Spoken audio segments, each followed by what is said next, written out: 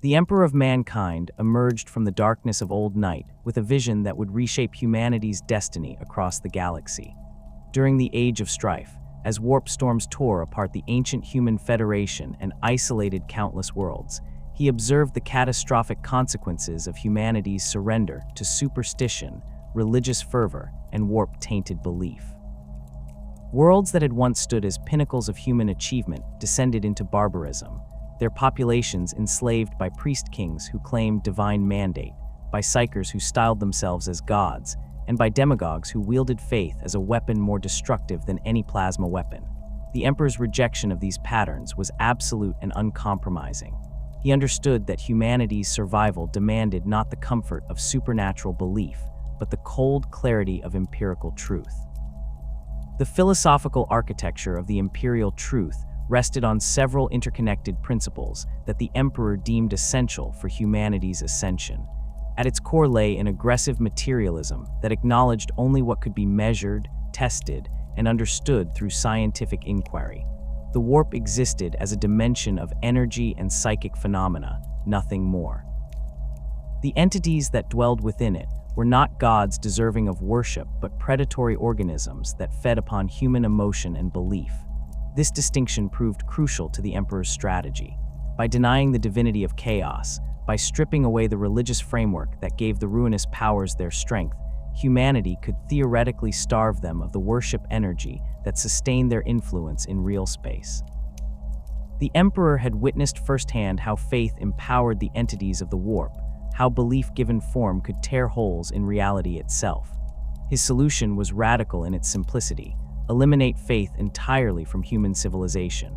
The Imperial Truth positioned humanity as the rightful inheritors of the galaxy, a species destined to reclaim its lost glory through conquest and consolidation.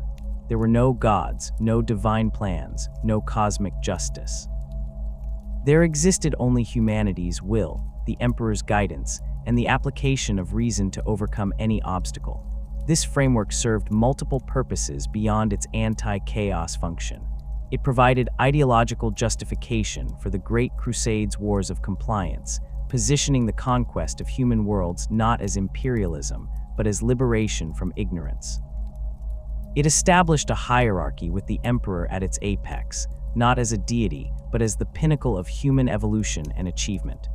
Most significantly, it created a unified ideological framework that could bind together the disparate elements of the Imperium, from the gene-forged space marines to the countless billions of ordinary humans across the reconquered worlds. The Age of Strife had transformed humanity into a fragmented species, practicing thousands of divergent belief systems, many of them laced with warp corruption or Xeno's influence. On countless worlds, the collapse of interstellar travel and communication had allowed local cultures to develop in isolation, often regressing to pre-technological states where shamans and witch doctors held power through their psyker abilities. Techno-barbaric faiths emerged on worlds where remnants of Dark Age technology became objects of religious veneration, their functions forgotten, but their power still feared and worshipped. Machine spirits were propitiated with ritual and sacrifice. Plasma reactors became altars. Void ships were treated as living gods that demanded blood offerings before they would carry their worshippers between the stars. Warp cults presented an even more insidious threat. Isolated populations, desperate for meaning in their suffering, turned to the entities that whispered from beyond the veil. Some worlds fell entirely under the dominion of chaos, their populations transformed into gibbering cultists who performed obscene rites in the names of powers they barely understood. Other planets maintained more subtle corruption, where the ruling classes practiced secret ceremonies that they believed brought them power and prosperity, unaware that each ritual strengthened the very forces that would eventually consume them. The Emperor had observed these patterns across thousands of worlds during his preparation for the Great Crusade. He understood that religious belief, regardless of its specific form, created vulnerabilities that chaos could exploit. Xeno's influence had also corrupted human civilization during the long isolation. On some worlds, humans lived as subjects or slaves to alien overlords, adopting the religious and cultural practices of their masters. The Eldar had manipulated certain human populations, establishing themselves as gods to be served and worshipped. Other species had been less subtle, simply using human populations as livestock or experimental subjects. When the Emperor's forces reached these worlds during the Great Crusade, they found humans who had forgotten their own heritage entirely, who viewed themselves as inferior to their alien rulers, who had internalized the propaganda of Xeno's supremacy. The Imperial Truth served as an antidote to these corruptions, reasserting human primacy and rejecting any framework that positioned humanity as anything less than the galaxy's rightful rulers. The practical implementation of the Imperial Truth required institutional structures that could propagate and enforce its principles across the growing Imperium. The Council of Terra emerged as the primary administrative body responsible for governing humanity's homeworld and coordinating the vast logistical apparatus that supported the Great Crusade. The Emperor established this council early in his unification of Terra, recognizing that even he could not personally manage every aspect of imperial governance while simultaneously leading the military campaigns that would reconquer the galaxy. The council included representatives from various factions and organizations that had submitted to the Emperor's rule, though its most influential member by far was Malcador the Sigillite. Malcador occupied a unique position within the nascent Imperium. As the Emperor's closest confidant and most trusted administrator, he possessed authority second only to the master of mankind himself. The Sigillite understood the Emperor's vision with a clarity that few others could match, and he possessed the administrative genius necessary to transform abstract philosophy into concrete policy. Malcador's role in codifying the Imperial Truth extended beyond simple documentation. He established the frameworks for how the truth would be taught, how it would be enforced, and how deviations from it would be identified and corrected. The Sigillite worked with iterators, the official orators of the Imperium, to develop standardized presentations of imperial philosophy that could be adapted to different audiences and cultural contexts. The process of codification required careful consideration of how the Imperial Truth would interact with existing power structures and cultural practices. Malcador recognized that simply declaring all religion illegal would create unnecessary resistance and martyrs. Instead, the approach emphasized education and gradual cultural transformation. Newly compliant worlds would be exposed to imperial philosophy through iterators who would explain the scientific basis for phenomena that local populations had attributed to divine intervention. Schools would be established to teach imperial history and science to younger generations. Local religious leaders would be offered positions within the imperial bureaucracy if they renounced their supernatural claims and reframed their teachings in materialist terms. The Imperial Truth also required mechanisms for identifying and eliminating warp corruption and psyker-related threats. Malcador worked closely with the nascent organizations that would eventually become the Divisio Astra Telepathica and other psyker management institutions. The framework acknowledged that psykers existed and that their abilities derived from interaction with the warp, but it stripped away any religious or supernatural interpretation of these phenomena. Psykers were simply humans with specific genetic mutations that allowed them to manipulate warp energy. They required training and discipline to use their abilities safely, and those who could not be trained represented threats that needed to be neutralized. This clinical, scientific approach to psyker management reflected the broader principles of the Imperial Truth. The Emperor's Primarch project existed in complicated relationship with the Imperial Truth. These 20-gene forged sons represented the pinnacle of the Emperor's genetic engineering and warp craft, yet their very existence seemed to contradict the materialist philosophy of the Imperium. Malcador and the Emperor navigated this contradiction by positioning the Primarchs as supreme examples of human potential achieved through science and genetic manipulation. The fact that warp entities had scattered the infant Primarchs across the galaxy remained a closely guarded secret known only to the Emperor's innermost circle. When the Primarchs were recovered and took command of their respective Space Marine legions, they were presented to the Imperium as proof of what humanity could achieve through reason and science rather than through appeals to supernatural forces. the legions Astartes themselves served as militant evangelists for the Imperial Truth. Each Space Marine was indoctrinated in Imperial philosophy as thoroughly as he was trained in warfare. When the legions brought worlds into compliance, they did so not merely through military conquest, but through the systematic dismantling of existing belief systems and their replacement with the Imperial Truth. Chaplains, before they would later take on religious connotations, served as keepers of legion traditions and enforcers of ideological purity. They ensured that the Space Marines under their watch maintained absolute commitment to the Emperor's vision and did not succumb to the superstitious thinking that plagued baseline humanity. The Imperial Truth's emphasis on human supremacy and the rejection of all gods created a civilization that was simultaneously progressive and brutally intolerant. It promised liberation from ignorance and superstition while demanding absolute conformity to its materialist worldview. It celebrated human achievement and potential while waging genocidal campaigns against any who refused to accept its premises. This fundamental tension would persist throughout the Great Crusade, as the Imperium encountered belief systems and civilizations that could not be easily reconciled with imperial philosophy. The response was always the same: submit to the truth or face destruction. There could be no compromise with superstition, no tolerance for religious belief, no acceptance of alternative frameworks for understanding reality.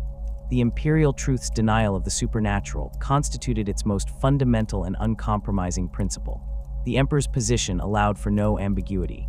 Gods did not exist. Demons were not supernatural entities, but rather predatory warp-based organisms that fed on psychic energy and human emotion.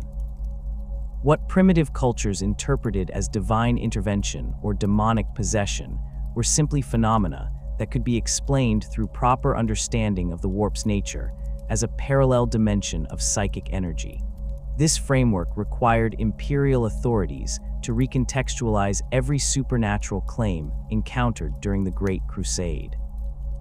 When populations reported beings of immense power emerging from tiers in reality, these were classified as warp predators, dangerous xenos analogous entities that required extermination rather than worship or appeasement.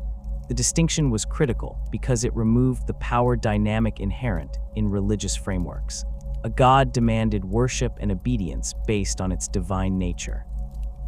A predatory organism, regardless of its capabilities, was simply another threat to be analyzed, understood, and destroyed through application of sufficient force and proper scientific methodology. The Imperium's approach to entities that displayed seemingly impossible abilities relied on aggressive demystification. Iterators received extensive training in explaining away supernatural phenomena through reference to warp physics, psychic manipulation, and advanced technology. When they encountered populations who worshipped beings that could reshape reality with a thought, the iterators would explain that these entities were simply powerful psychers or warp constructs that had learned to manipulate the Imperium in ways that appeared miraculous to the uneducated. The fact that such entities possessed immense destructive capability did not make them gods any more than a plasma reactor's power made it divine. Both were natural phenomena that operated according to consistent principles, even if those principles were not yet fully understood. The Emperor's own abilities served as proof of this framework. Despite his capacity to perform feats that would have made him the central figure of any religion, he insisted on being understood as the product of human evolution and genetic engineering rather than divine creation. The treatment of the warp itself demonstrated the Imperial Truth's commitment to materialist explanation. Imperial doctrine acknowledged the warp's existence as a dimension of psychic energy that paralleled real space and enabled faster-than-light travel through the Imperium. Navigators used their unique genetic mutations to perceive the warp's currents and guide ships safely through its turbulent depths. Astropaths transmitted messages across vast distances by projecting their consciousness into the warp. None of this required supernatural explanation. The warp was simply another aspect of physical reality, one that interacted with consciousness and emotion in ways that baseline physics did not address. The entities that dwelled within it evolved or formed according to principles that could theoretically be studied and understood, even if that understanding remained incomplete. This perspective positioned humanity not as supplicants before incomprehensible cosmic forces, but as scientists studying a dangerous but ultimately knowable aspect of the universe. The supremacy of human reason and the scientific method formed the second pillar of the Imperial Truth. The Emperor positioned empirical observation, hypothesis testing, and rational analysis as the only legitimate paths to knowledge. Revelation, divine inspiration, mystical insight, and faith-based reasoning were rejected as cognitive errors that led civilizations into stagnation and vulnerability. The scientific method had elevated humanity to dominance during the dark age of technology, producing wonders that seemed impossible even to the advanced civilizations of the Great Crusade era. The loss of that knowledge during the Age of Strife resulted directly from humanity's abandonment of reason in favor of superstition and faith. The Emperor's vision demanded that humanity reclaim its scientific heritage and push beyond even the achievements of the Dark Age through disciplined application of rational inquiry. This elevation of reason extended into every aspect of imperial culture and governance. The Mechanicum of Mars, despite its religious trappings and veneration of the machine god, was tolerated specifically because its practices preserved and advanced technological knowledge. The Treaty of Mars, which bound the Mechanicum to the Imperium while allowing it to maintain its unique cultural identity, represented a pragmatic compromise. The Emperor recognized that the Mechanicum's quasi-religious framework served as a method for preserving technical knowledge through ritual and tradition, even if that framework contradicted the pure materialism of the Imperial Truth. The arrangement allowed the Imperium access to Mars's manufacturing capacity and technical expertise, while the Mechanicum gained access to the Emperor's own advanced knowledge and the protection of the Legion's Astartes. Both parties understood that the relationship rested on mutual benefit rather than shared ideology. Imperial educational institutions established on compliant worlds emphasized scientific literacy and critical thinking as core competencies. Children were taught to question claims that lacked empirical support, to demand evidence before accepting assertions, and to recognize the logical fallacies that underpinned religious and superstitious thinking. The curriculum included extensive instruction in imperial history, presenting the Age of Strife as a cautionary tale about the consequences of abandoning reason. Students learned how the warp storms that isolated humanity's worlds had been preceded by widespread adoption of religious and mystical practices, how faith-based governance had led to technological regression and social collapse, and how the Emperor's application of scientific principles to the unification of Terra had restored order from chaos. The message was consistent and unambiguous. Reason produced progress, while faith produced only suffering and stagnation. The concept of imperial compliance encompassed both military and ideological dimensions. When the fleets of the Great Crusade reached human-settled worlds, they offered a choice that was not truly a choice at all: accept the Imperial Truth and join the Imperium, or face destruction. The process of bringing a world into compliance required more than simple military conquest. The existing power structures had to be dismantled or co-opted. Religious institutions had to be closed or converted to secular purposes, and the population had to be educated in imperial philosophy. Compliance meant accepting the Emperor's authority as absolute, acknowledging the supremacy of human reason over faith, and contributing to the Great Crusade's ongoing efforts to reunite humanity under a single banner. Worlds that resisted faced systematic destruction of their military capabilities, followed by occupation and forced re-education.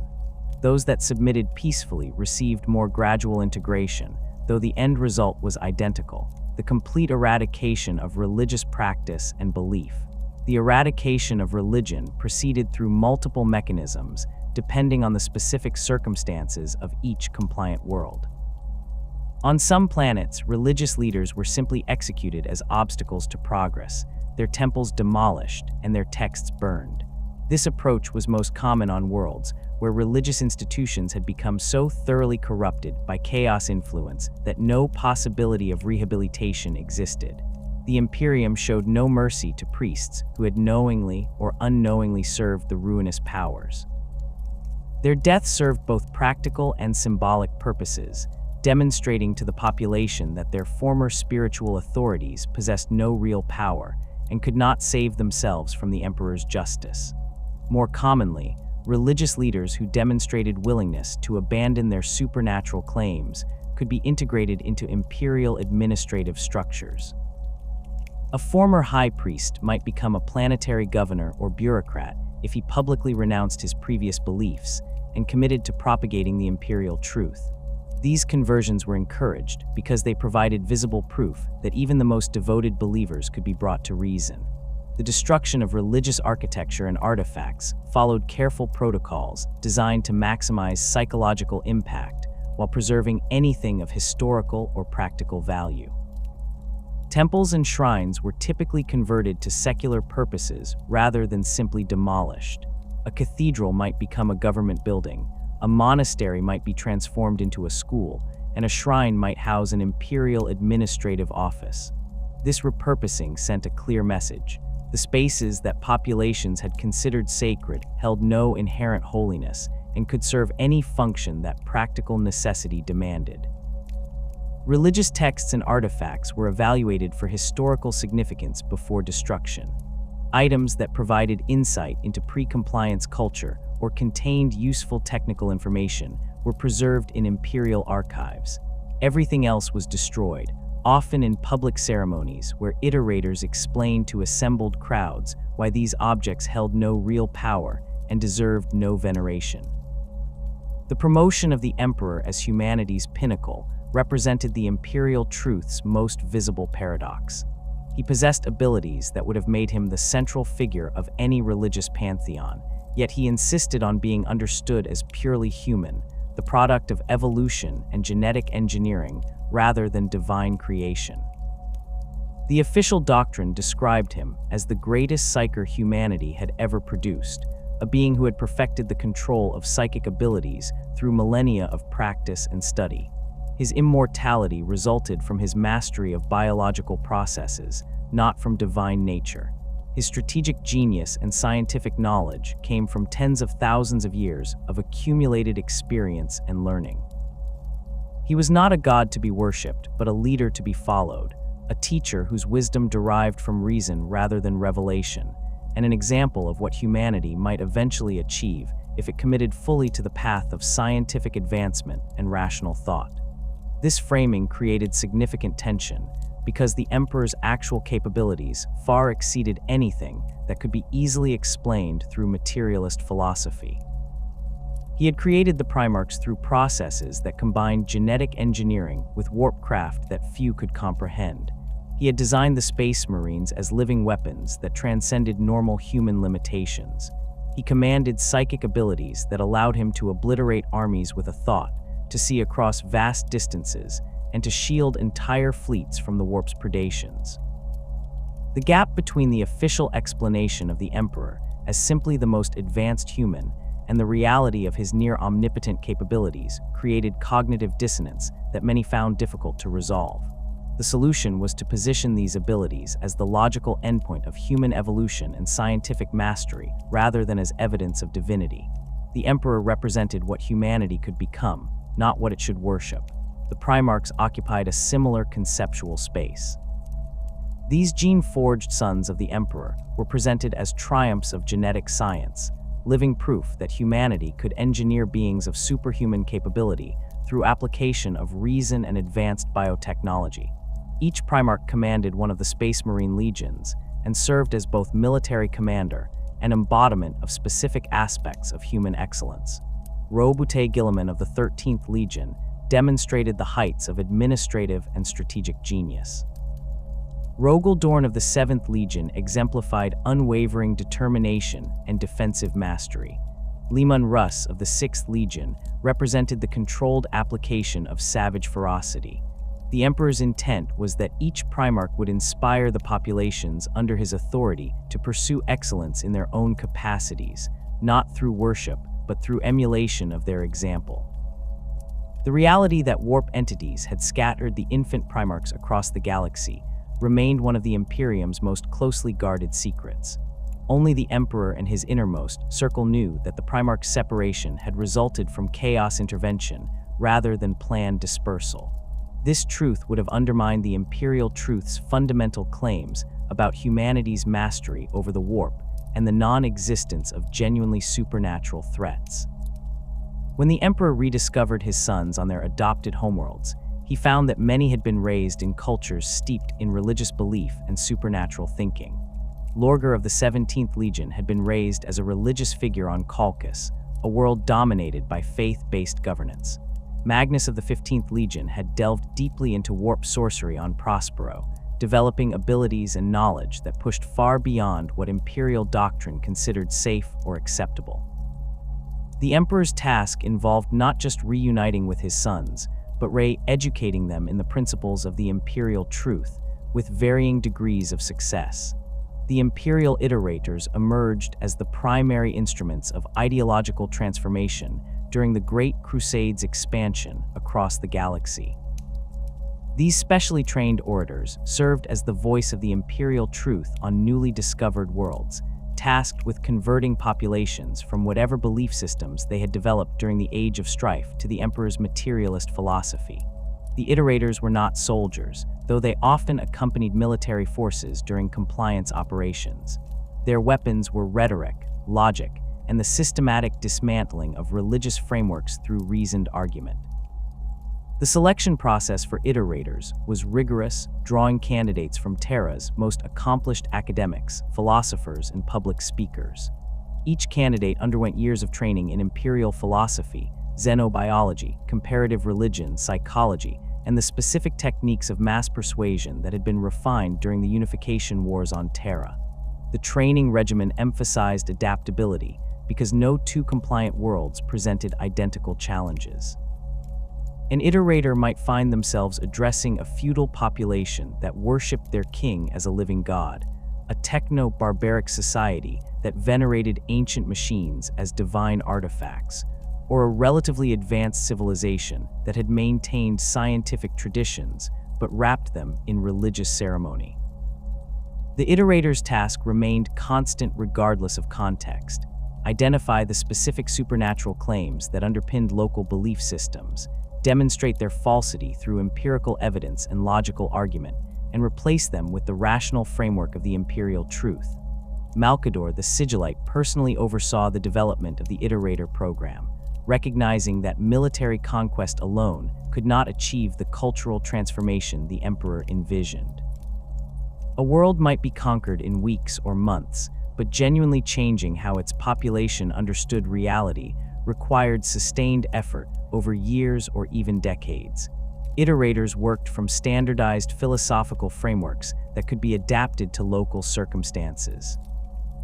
They carried with them extensive libraries of imperial texts, scientific demonstrations, and historical records that documented humanity's achievements during the Dark Age of technology and its subsequent fall during the Age of Strife. When confronting populations that believed their local star was a deity, Iterators would explain stellar physics and demonstrate through observation and measurement that the star was simply a massive fusion reactor operating according to natural laws. When facing cultures that worshipped ancestors or spirits, Iterators would explain consciousness as an emergent property of neural activity and death as the permanent cessation of biological function. The goal was not to argue against specific religious claims, but to establish a comprehensive materialist worldview that left no conceptual space for supernatural explanation.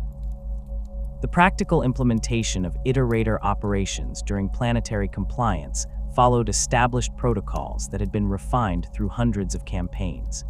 When Imperial forces arrived at a newly discovered human world, the Iterators would typically begin their work before military action commenced, assuming the local population showed any willingness to negotiate. They would request audiences with planetary leaders, religious authorities, and influential cultural figures. These initial meetings served multiple purposes. The Iterators assessed the depth of religious belief in the local culture, identified which institutions would need to be dismantled or transformed, and evaluated whether peaceful compliance was achievable, or if military force would be necessary to break the population's resistance to ideological change. On worlds where religious institutions held significant political power, the iterators faced their most challenging assignments. Theocratic governments derived their legitimacy from claims of divine mandate or supernatural authority. Convincing such populations to abandon their beliefs meant destroying the entire foundation of their political order. The iterators approached these situations with carefully calibrated strategies. They would begin by targeting the educated classes and those with technical expertise, demonstrating that scientific knowledge and religious belief were fundamentally incompatible. A planetary engineer who maintained fusion reactors through ritual and prayer could be shown that the rituals were unnecessary and that proper understanding of the reactor's mechanisms produced more reliable results than any amount of supplication. A physician who attributed disease to spiritual corruption could be taught germ theory and shown how empirical medicine saved lives more effectively than faith healing. These conversions among the educated classes served strategic purposes beyond their immediate impact. When respected technical experts publicly renounced their religious beliefs and embraced the Imperial Truth, it created doubt among the broader population. If the people who actually understood how things worked rejected supernatural explanations, perhaps those explanations were indeed false. The iterators exploited these doubts systematically, holding public forums where converted experts would explain their transformations and demonstrate the practical superiority of scientific thinking over religious tradition. The psychological impact of these demonstrations could be devastating to religious authorities who had based their power on claims of exclusive access to higher truths. The systematic dismantling of religious institutions proceeded according to protocols designed to prevent martyrdom while ensuring complete eradication of organized faith. The Imperium had learned during the Unification Wars that simply executing religious leaders often strengthened their movements by creating martyrs whose memories inspired continued resistance. The preferred approach involved offering religious authorities a choice: publicly renounce their supernatural claims, acknowledge that their previous teachings were errors born of ignorance, and accept positions within the imperial administrative structure, or face trial for deliberately propagating falsehoods that endangered human advancement. Those who chose the former option underwent extensive re-education before being assigned to imperial service. Their conversions were publicized extensively, with iterators ensuring that populations understood that even the most devoted believers could be brought to reason when confronted with sufficient evidence. Religious leaders who refused cooperation faced harsher consequences. They were tried before imperial courts on charges of impeding human progress and deliberately maintaining populations in ignorance. The trials served educational purposes, with iterators using them as opportunities to publicly dismantle religious claims before assembled crowds. A priest who claimed to perform miracles through divine power would be challenged to demonstrate these abilities under controlled conditions. When the miracles failed to manifest or were revealed as simple tricks and psychological manipulation, the priest's authority collapsed. The trials concluded with sentences that ranged from forced labor to execution, depending on the severity of the religious leaders' crimes and the degree of chaos corruption present in their practices.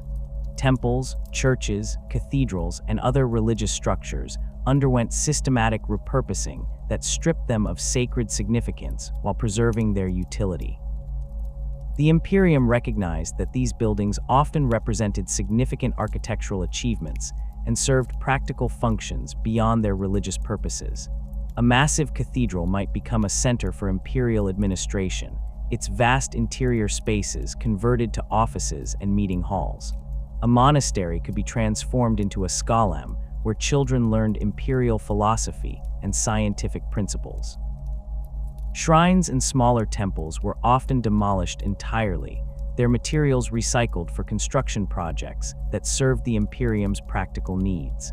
The psychological impact of seeing former sacred spaces converted to mundane purposes reinforced the message that nothing was inherently holy and that all things existed to serve humanity's material advancement. The integration of the Imperial Truth into military doctrine transformed the Space Marine legions into more than just instruments of conquest. Each legion embodied the principles of the Imperial Truth through their actions and their very existence. The Space Marines were living proof that humanity could transcend its limitations through science and reason rather than through appeals to supernatural forces. The gene seed technology that created them represented the pinnacle of biological engineering, transforming ordinary humans into warriors who could survive environments that would kill baseline humans within seconds.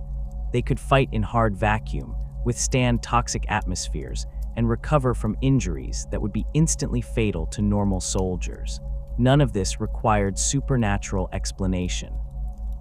The Space Marines were simply the product of advanced genetic manipulation and surgical enhancement, their capabilities extraordinary but entirely within the realm of natural law. The Legion's approach to warfare reflected Imperial Truth principles in practical application. They fought with discipline and tactical sophistication rather than relying on faith or berserker fury. Even legions like the Sixth, whose Fenrisian culture maintained traditions that resembled religious practices, were taught to understand their abilities as products of their gene seed modifications rather than gifts from mythical entities. The Space Wolves might speak of the wolf within, but they were instructed that this referred to psychological and physiological changes induced by their Cani's helix gene seed modification, not to any supernatural transformation. The First Legion's rigid adherence to protocol and tactical doctrine demonstrated that superior organization and training produced better results than any amount of zealous faith. When Space Marine legions participated in compliance operations, they served as both military forces and embodiments of Imperial philosophy. Their presence demonstrated that humanity could produce warriors superior to any xenospecies or chaos-corrupted aberration through purely scientific means.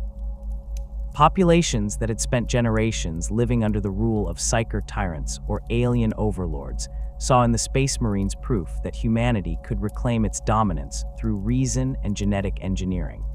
The Legion's chaplains, before the institution would take on religious connotations following the Heresy, served as keepers of Legion traditions and enforcers of ideological purity. They ensured that Space Marines maintained absolute commitment to the Imperial Truth and did not succumb to the superstitious thinking that plagued baseline humanity. The case of compliant worlds demonstrated the varying approaches required to implement the Imperial Truth across different cultural contexts. Civilized worlds that had maintained scientific traditions during the Age of Strife often accepted Imperial philosophy relatively peacefully. These populations recognized in the Imperium a return to the rational governance that had characterized humanity's golden age before the warp storms. On such worlds, the Iterator's task focused primarily on correcting specific misconceptions and eliminating whatever religious practices had emerged during isolation. A world that had preserved technological knowledge might still maintain ceremonial observances around the activation of ancient machinery, viewing the rituals as necessary components of the technology's function. The Iterators would demonstrate that the machinery operated according to its design specifications, regardless of whether rituals were performed, gradually eliminating these practices through education rather than force. The peaceful integration of civilized worlds proceeded through established stages. Initial contact involved diplomatic exchanges where Imperial representatives explained the benefits of joining the Imperium. Access to advanced technology, protection from Xenos threats, participation in humanity's galactic reunification, and integration into the vast trade networks that connected compliant worlds. The Iterators would begin their educational programs, establishing scholams and lecture halls where they taught Imperial philosophy to receptive audiences. Local governments that agreed to compliance were typically allowed to maintain their administrative structures, though they operated under Imperial oversight and had to demonstrate commitment to propagating the Imperial Truth. The transition could take years, but it avoided the massive casualties and infrastructure damage that resulted from military conquest. Theocratic strongholds presented fundamentally different challenges that usually required military solutions before ideological conversion could begin. Worlds where religious institutions controlled all aspects of governance and culture viewed the Imperial Truth as an existential threat to their entire civilization. On such planets, priests and religious leaders recognized that accepting imperial philosophy meant surrendering their power and authority. They mobilized their populations for resistance, framing the Imperium's arrival as an invasion by heretics or demons who sought to destroy the true faith. The Imperium's response to such resistance was methodical and overwhelming. The Space Marine legions would break the military forces defending the planet, targeting religious and political leadership for elimination, while attempting to minimize civilian casualties where practical. The conquest of theocratic worlds followed brutal patterns. Orbital bombardment destroyed fortified temples and religious centers that served as command nodes for planetary defense. Drop pod assaults placed Space Marines directly into sacred sites, their presence in these supposedly inviolable spaces demonstrating the falsity of claims about divine protection. The psychological impact of watching genetically enhanced warriors desecrate holy places without suffering supernatural retribution shattered faith more effectively than any logical argument. Once organized resistance collapsed, the iterators began the long process of re-educating the surviving population. The children of defeated theocracies received particular attention, as they represented the first generation that could be raised entirely within the Imperial Truth framework, without the burden of having to unlearn deeply ingrained religious beliefs. The Emperor's knowledge of chaos existed on a level that few could comprehend, accumulated across millennia of observation and direct confrontation with the entities that dwelled in the warp. He had witnessed the birth of Slaanesh during the fall of the Eldar, watched as the psychic death scream of an entire species tore a permanent wound in reality and created the Eye of Terror. He understood that the Chaos Gods were not simply powerful warp entities, but fundamental forces that fed on specific human emotions and beliefs. Khorne drew strength from violence and bloodshed, Tzeentch from ambition and the pursuit of forbidden knowledge, Nurgle from despair and the acceptance of decay, and Slaanesh from excess and the pursuit of sensation beyond all reasonable limits. The Emperor recognized that these entities had existed in some form for thousands of years, growing stronger as humanity's population expanded across the galaxy, and fed them with an ever-increasing tide of emotional energy. What made the Chaos Gods truly dangerous was not merely their power, but their fundamental nature as parasitic entities that required human worship and emotional investment to maintain their influence in real space. The Emperor had observed how belief shaped the warp, how faith given form could manifest as tangible power. A demon worshipped as a god became stronger through that worship, its ability to manifest in real space enhanced by the psychic energy directed toward it. Conversely, entities denied worship and belief found their connection to real space weakened. This understanding formed the foundation of the Emperor's strategic approach to combating chaos. He could not destroy the Chaos Gods through direct confrontation because they existed as fundamental aspects of the warp itself, reflections of sentient emotion that would persist as long as thinking beings experienced rage, ambition, despair, and desire. Military force alone could not win this war. The solution required attacking the Chaos Gods' connection to humanity by eliminating the belief systems and emotional frameworks that empowered them. The deliberate concealment of chaos's true nature from the Primarchs and the broader Imperium represented one of the Emperor's most controversial decisions. He chose to tell his sons almost nothing about the genuine threats that lurked in the warp, providing them with sanitized explanations that described warp entities as dangerous predators, but nothing more. The Primarchs learned that the warp contained hostile organisms that could possess psychers or manifest through tears in reality, but they were not taught about the Chaos Gods' true nature as entities that could corrupt through ideology and belief rather than simple possession. They understood that certain practices and rituals could attract warp predators, but they did not learn how worship and faith actively empowered these entities. The Emperor's reasoning followed a calculated logic. If the Primarchs did not know that the Chaos Gods existed as conscious, malevolent intelligences that could be bargained with or worshipped, they could not accidentally empower them through that knowledge. This policy of concealment extended throughout the Imperium's military and administrative structures. The Space Marine legions received training in combating warp-spawned threats, but were taught to view them as animals operating on instinct rather than intelligent entities pursuing deliberate strategies. When legionaries encountered possessed humans or demon manifestations, they were instructed to destroy these threats through overwhelming force without attempting to understand or communicate with them. The approach treated chaos corruption as a disease to be quarantined and eliminated rather than an ideology to be debated or understood. Imperial army commanders received even less information, typically learning only that certain practices and symbols attracted dangerous warp phenomena and should be reported to higher authorities immediately. The vast majority of Imperial citizens knew nothing beyond the basic Imperial Truth doctrine that denied the existence of gods and supernatural forces. The Emperor's concealment strategy contained an inherent contradiction that would prove catastrophic. By refusing to explain the true nature of chaos, he left his sons and their legions vulnerable to corruption precisely because they did not understand what they faced. When the Chaos Gods reached out to the Primarchs, offering power and knowledge and playing upon their individual weaknesses and grievances, the Primarchs had no framework for understanding what was happening to them. They did not recognize the whispers in their minds as the attention of malevolent warp entities because they had been taught that such entities were simply animals.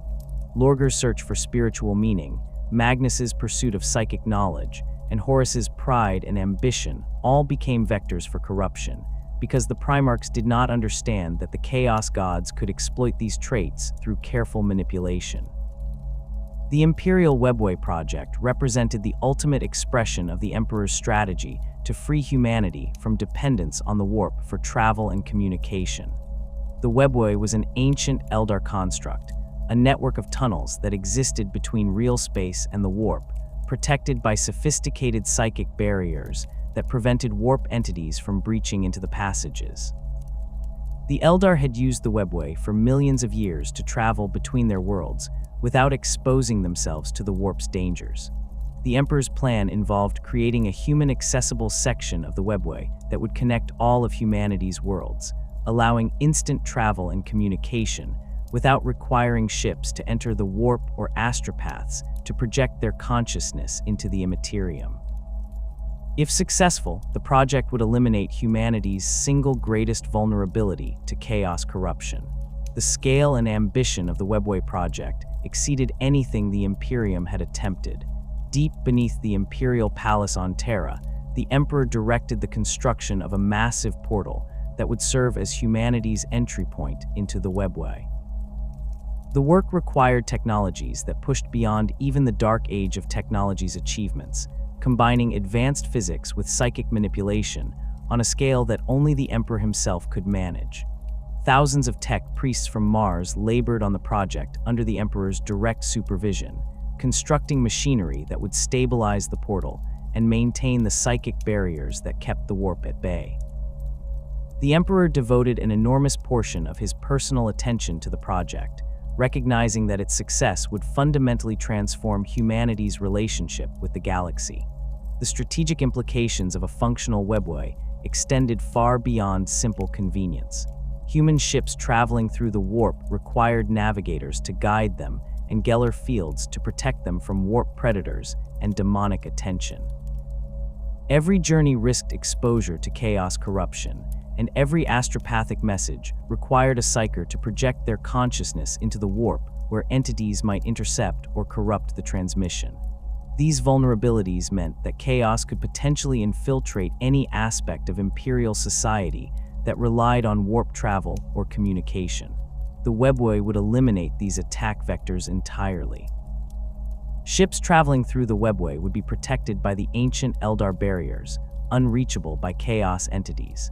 Communication through the Webway would be instantaneous and secure, impossible for warp entities to intercept or corrupt. The Imperium could expand across the galaxy without constantly exposing itself to the predations of the ruinous powers. The project also served the Emperor's broader goal of weakening chaos by reducing humanity's emotional and psychic connection to the warp. Human psychers would still exist, but their necessity for imperial function would be dramatically reduced. The terror and desperation that accompanied warp travel, the fear of demon attack that haunted every journey through the Imperium, the anxiety of waiting for astropathic messages that might never arrive, all of these emotional states fed the chaos gods with psychic energy. Eliminating warp dependence would reduce the emotional intensity of human civilization, starving chaos of a significant portion of its sustenance. The Emperor envisioned a future where humanity interacted with the warp only through carefully controlled and trained psychers, where the average human never needed to think about the Imperium, and thus never fed it with their fear and faith. The Emperor's plan to starve chaos through denial of worship represented a calculated gamble based on his understanding of how the warp functioned. The chaos gods derived their power from two primary sources: the baseline emotional energy generated by all sentient beings, and the focused psychic energy produced by worship and belief. The Emperor could not eliminate the first source without destroying humanity's capacity for emotion entirely, which would have been counterproductive to his goals of advancing human civilization. However, he could attack the second source by ensuring that humans never worshipped chaos or even acknowledged the chaos gods as entities worthy of attention. Every human who died without ever knowing that chaos existed represented a victory because their emotional energy, while still feeding the warp in a diffuse sense, was never focused and directed toward empowering specific entities. The Imperial Truth's aggressive materialism served this strategy by creating a civilization where worship itself became incomprehensible to most citizens. Children raised under Imperial doctrine learned that gods did not exist and that faith was a cognitive error. Adults who had grown up in religious cultures were re-educated to understand their previous beliefs as mistakes born of ignorance. The goal was to create a human civilization where the concept of worshiping anything seemed absurd, where the idea of surrendering one's will to a higher power violated fundamental cultural assumptions about human agency and self-determination. In such a civilization, chaos cults would find recruitment almost impossible because potential converts would lack the basic conceptual framework necessary to understand what the cults offered.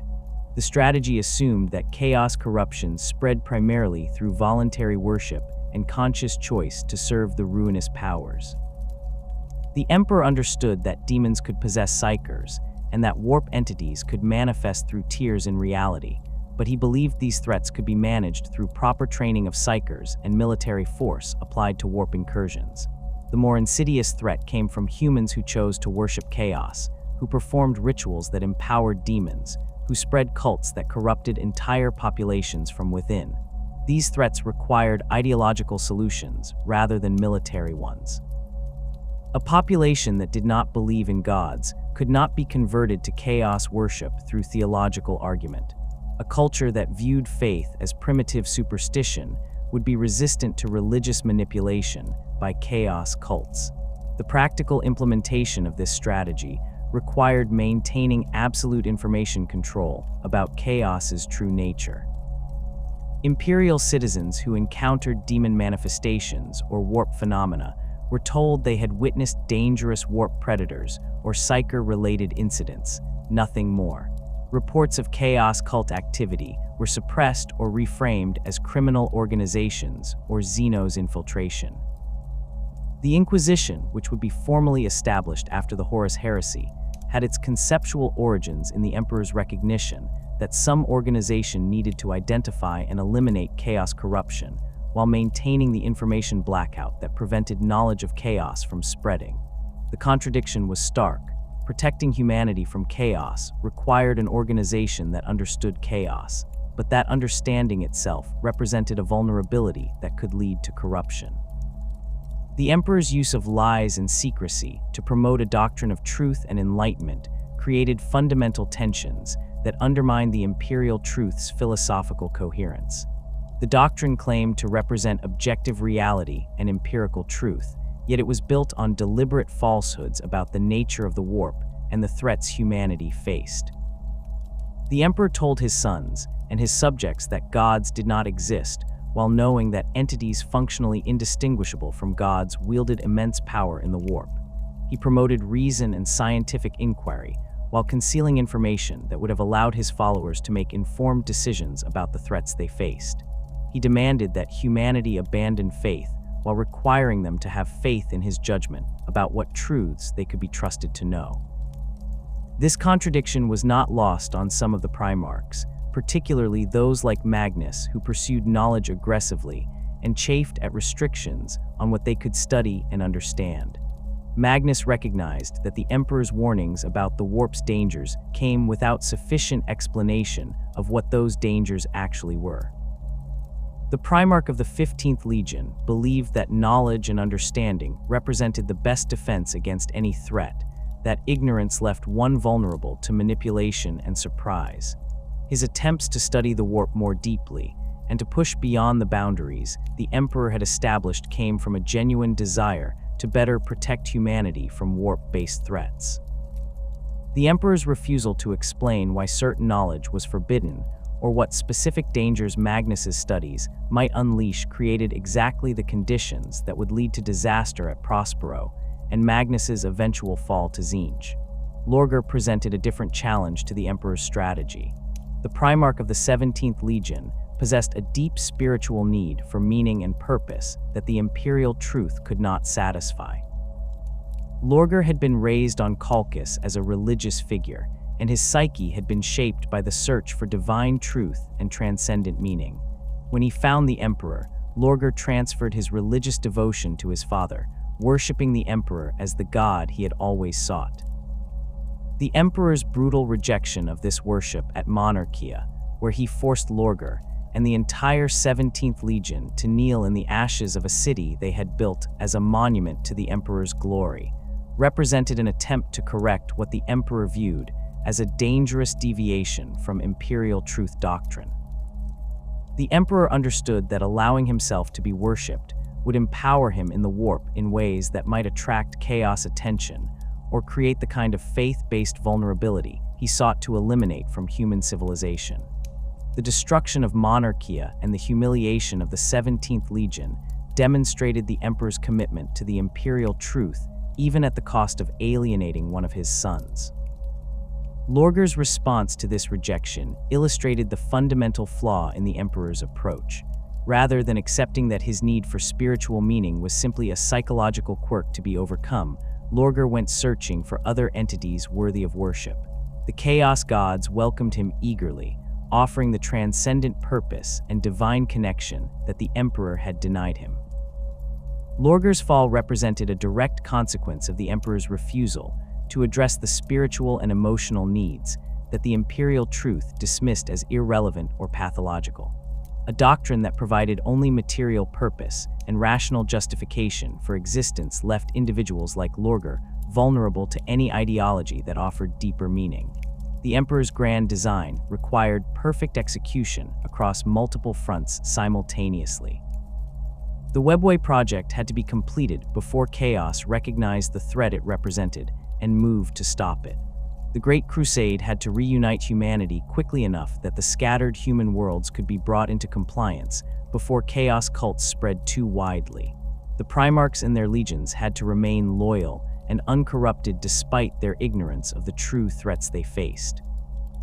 The Imperial Truth had to take root deeply enough in human culture that worship became unthinkable before Chaos found ways to exploit the spiritual void the doctrine created.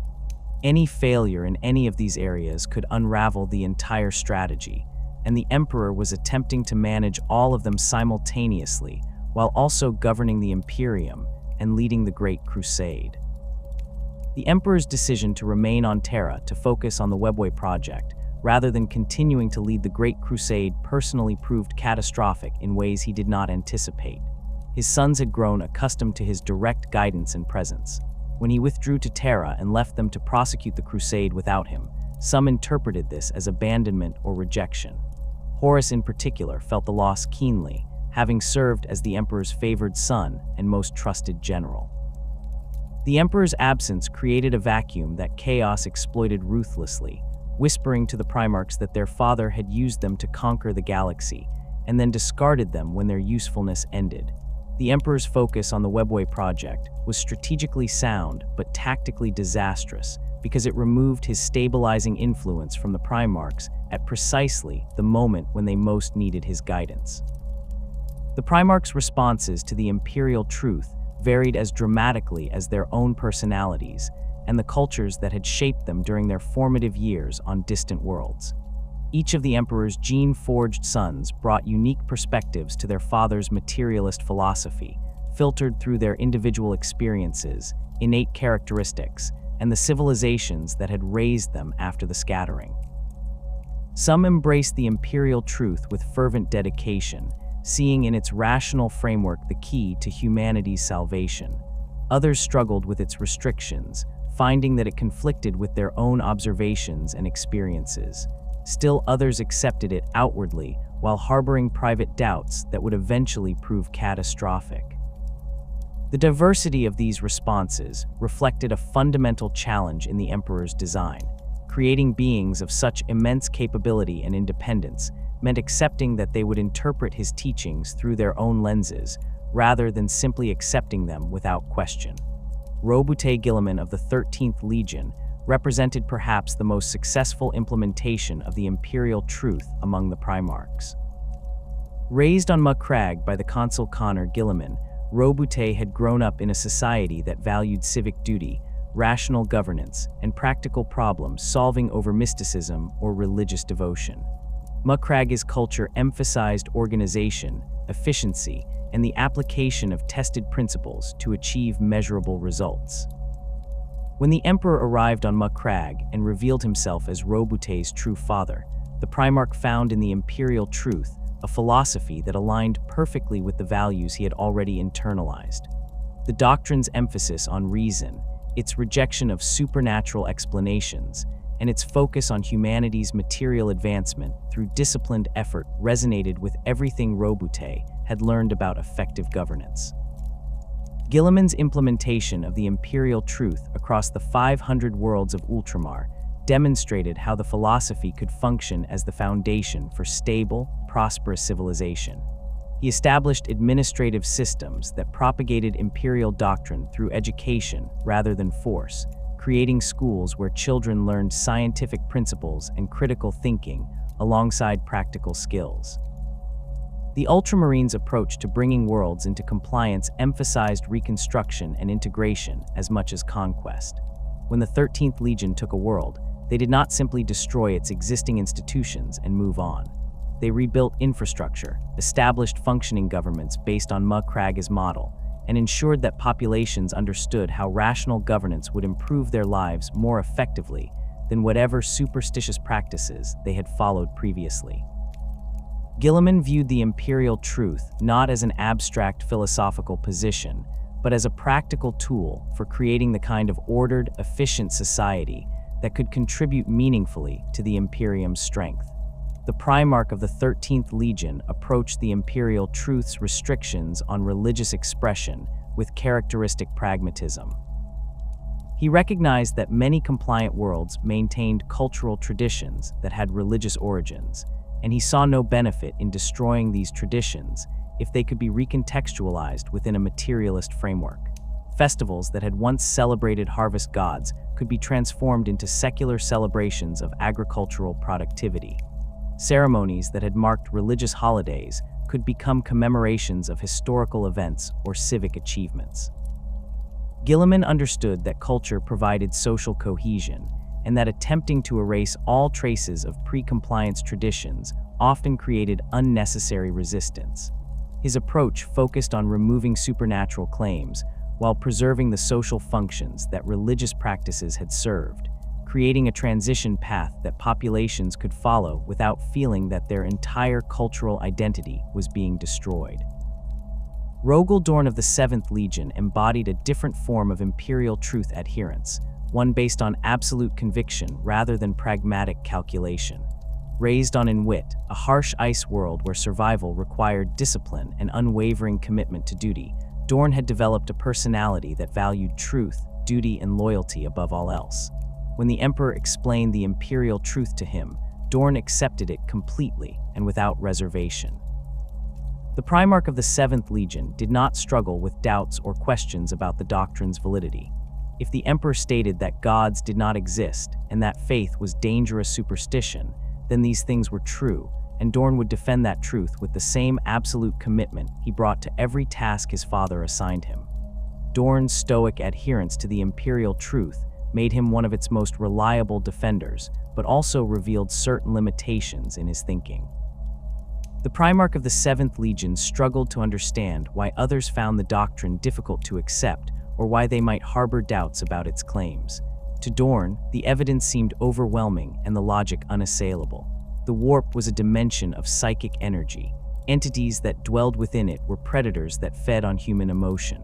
Worship empowered these predators and should therefore be eliminated. The chain of reasoning was straightforward, and Dorn could not comprehend why anyone would reject conclusions that followed so clearly from observable premises. This certainty made him effective at implementing the Imperial Truth through military force and administrative authority, but it left him ill-equipped to address the deeper philosophical and spiritual questions that troubled some of his brothers. The 7th Legion's approach to compliance reflected their Primarch's uncompromising nature. The Imperial Fists did not negotiate with religious authorities or attempt to find middle ground between imperial doctrine and local beliefs. They presented the Imperial Truth as absolute fact and demanded immediate acceptance.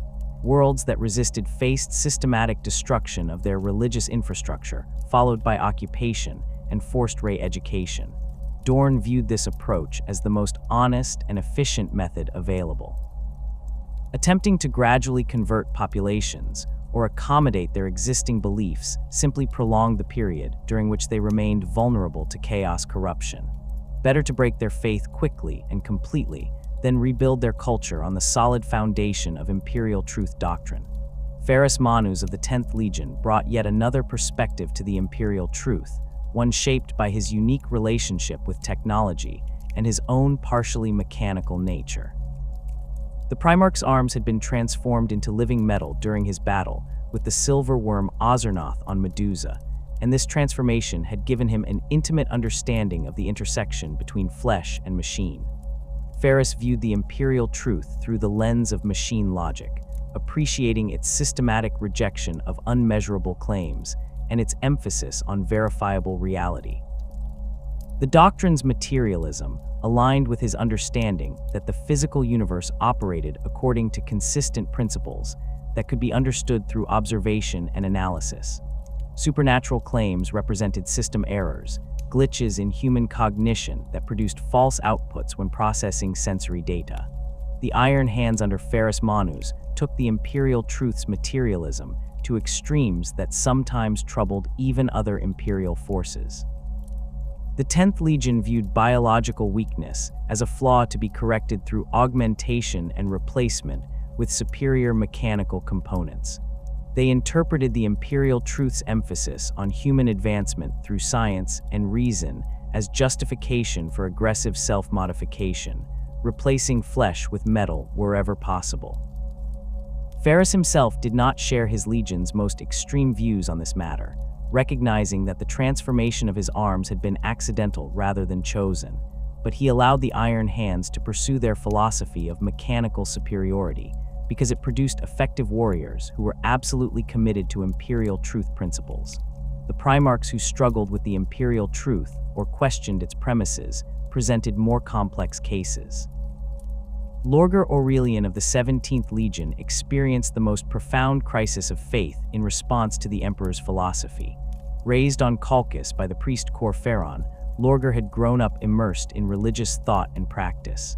His early years had been spent studying the texts of the Covenant, a religious order that dominated Colchisian society and claimed to worship the one true faith. Lorgar had eventually rejected the Covenant's teachings after recognizing their corruption, but this rejection had not eliminated his deep spiritual need for transcendent meaning and purpose. When the Emperor arrived on Colchis, Lorgar believed he had finally found the divine being he had always sought. He transferred all of his religious devotion to his father, worshipping the Emperor as the god made manifest. The Emperor's rejection of this worship at Monarchia devastated Lorgar, in ways that the master of mankind apparently failed to anticipate or understand. The Primarch of the 17th Legion had built the city of Monarchia as a monument to the Emperor's glory, transforming it into a center of what he viewed as the true faith. The word-bearers spread across compliant worlds, not just conquering them, but converting their populations to worship of the Emperor as humanity's god. Lorgar genuinely believed he was fulfilling his father's purpose by bringing humanity to recognition of the Emperor's divinity. When the Emperor arrived at Monarchia with the 13th Legion, forced the entire 17th Legion to kneel in the city's ashes, and commanded Guilliman to censure the word-bearers for their failures, Lorgar's entire worldview collapsed. The destruction of Monarchia represented more than simple military discipline or correction of doctrinal error. It struck at the core of Lorgar's identity and purpose. The Primarch of the 17th Legion had devoted decades to spreading what he believed was truth, only to be told that he had been spreading the most dangerous lie imaginable. The Emperor's insistence that he was not a god and must not be worshipped left Lorgar in a spiritual void. If the being of immense power who had created him and guided humanity's reunification was not divine, then what was divinity? If faith itself was error and superstition, then what purpose did existence serve beyond mere survival and material advancement? These questions tormented Lorgar in ways that the Emperor either did not recognize or did not consider important enough to address directly. Lorgar's response to this crisis demonstrated the dangers inherent in the Imperial Truth's refusal to acknowledge legitimate spiritual and philosophical needs. Rather than accepting that his search for transcendent meaning was simply a psychological quirk to be overcome, Lorgar went searching for other entities worthy of worship. His journey took him to worlds where ancient ruins spoke of powers that had existed long before humanity's rise, where texts described beings of immense capability that dwelled in the warp and offered knowledge and power to those who would serve them. The Primarch of the 17th Legion discovered what the Emperor had hidden from him, that entities functionally indistinguishable from gods did exist in the warp, that they could grant genuine power to their followers, and that they welcomed worship rather than rejecting it. The Chaos Gods offered Lorgar everything his father had denied him, and he embraced their service with the same fervent devotion he had once directed toward the Emperor. Magnus the Red of the 15th Legion struggled with the Imperial Truth from a different direction. The Primarch of the Thousand Suns possessed psychic abilities that exceeded those of any other Primarch save perhaps the Emperor himself. Raised on Prospero, a world where psychers were valued and trained rather than feared and persecuted, Magnus had spent his formative years studying the nature of psychic phenomena and pushing the boundaries of what could be achieved through manipulation of warp energies. When the Emperor found him, Magnus eagerly embraced the opportunity to learn from the greatest psyker humanity had ever produced. However, he quickly discovered that the Emperor's teachings came with severe restrictions on what knowledge could be pursued and what techniques could be employed. Magnus accepted the core premises of the Imperial Truth without difficulty. He agreed that gods did not exist in the sense of divine beings who deserved worship. He understood that the warp was a dimension of psychic energy rather than a supernatural realm. He recognized that entities in the warp were organisms that could be studied and understood rather than incomprehensible supernatural forces.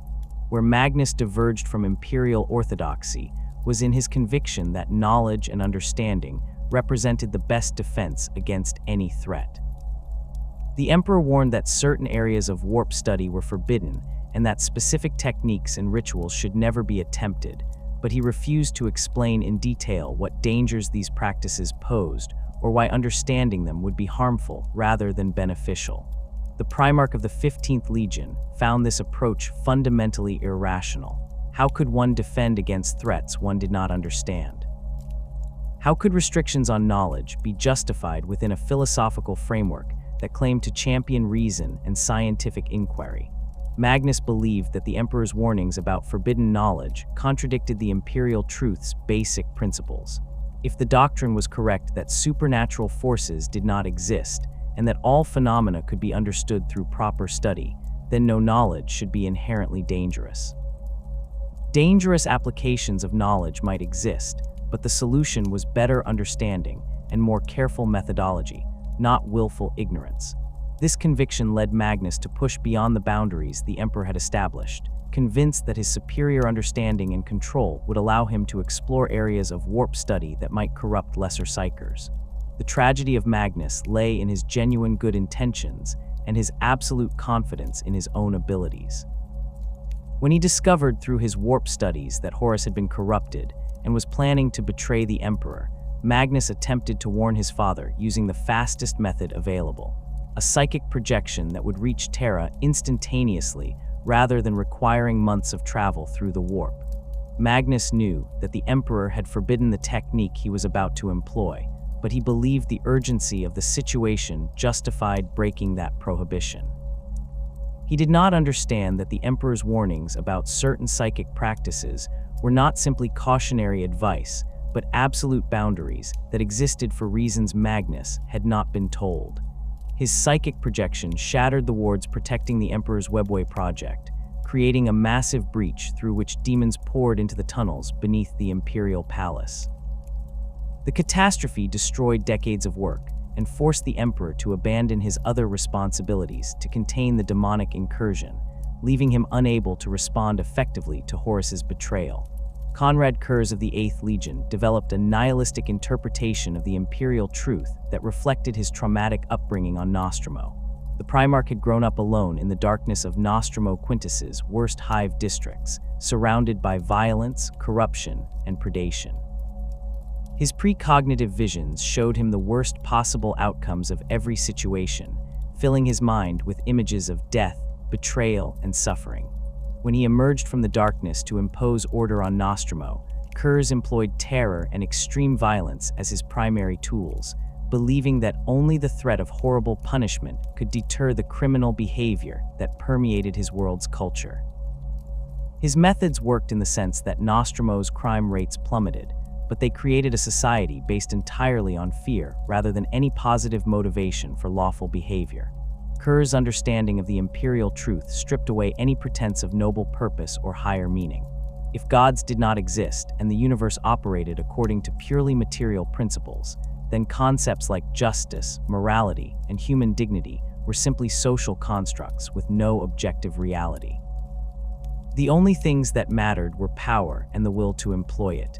The Emperor's Great Crusade was not a noble effort to reunite humanity and protect it from existential threats, but simply the strong imposing their will on the weak. The Imperial Truths claimed to represent enlightenment, and reason was propaganda designed to make conquest more palatable. Kurz saw through these pretensions to what he believed was the underlying reality. The Imperium survived and expanded because it was willing to employ greater violence than its enemies, nothing more. The Night Lords under Kurz's command became instruments of terror that shocked even other Space Marine legions with their brutality. They did not simply defeat enemy forces, but made examples of them, employing torture and psychological warfare to break populations' will to resist. Kurz justified these methods as the most efficient application of Imperial Truth principles. If the goal was to bring worlds into compliance and eliminate resistance to Imperial authority, then creating such overwhelming fear that populations surrendered immediately rather than fighting was the rational approach. The suffering of individuals who were tortured and killed as examples was irrelevant from a utilitarian perspective if it reduced total casualties by preventing prolonged resistance. Kurz's interpretation of the Imperial Truth removed any ethical constraints on his actions, because the doctrine provided no basis for claiming that certain methods were inherently wrong rather than simply less efficient. The influence of individual Primarchs' upbringing on their acceptance of the Imperial Truth became most apparent when comparing cases like Lorgar and Guilliman. Both Primarchs possessed exceptional intelligence and capability, but their formative experiences on Kalkis and Ma Crag, respectively, had shaped them in fundamentally different ways. Kalkis was a world dominated by religious institutions, where spiritual concerns pervaded every aspect of life. Political power derived from religious authority, and cultural identity was inseparable from theological belief. Lorgar grew up in an environment where questions about meaning, purpose, and humanity's relationship to higher powers were considered the most important inquiries one could pursue. When he encountered the Imperial Truth, It struck him as incomplete because it addressed material concerns while dismissing spiritual questions as irrelevant. Macragge presented the opposite environment. The world's culture emphasized practical achievement, civic responsibility, and rational problem solving. Religious observance existed, but occupied a relatively minor role in society compared to political participation and economic productivity. Guilliman learned that effective governance required clear thinking, careful planning, and willingness to adapt methods based on observed results rather than adherence to tradition or doctrine. When he encountered the Imperial Truth, it aligned seamlessly with the values Macragge had instilled in him. The doctrine's materialism and emphasis on reason simply formalized principles he had already internalized through his upbringing. Jagatai Khan of the 5th Legion developed a philosophical position that navigated between absolute acceptance and outright rejection of the Imperial Truth. Raised on Chogoris among the Plains tribes, the Khan had grown up in a culture that valued personal freedom, direct experience, and skepticism toward dogmatic claims. The people of Chogoris maintained spiritual beliefs and shamanic traditions, but these existed alongside practical knowledge and were not treated as absolute truths that could not be questioned. When the Emperor found Jagatai and explained the Imperial Truth, the Khan listened carefully and accepted much of what his father taught him. He agreed that blind faith was dangerous and that reason should guide human action. He recognized that the entities in the warp were predators that should not be worshipped. However, Jagatai refused to accept the Imperial Truth as complete or final truth.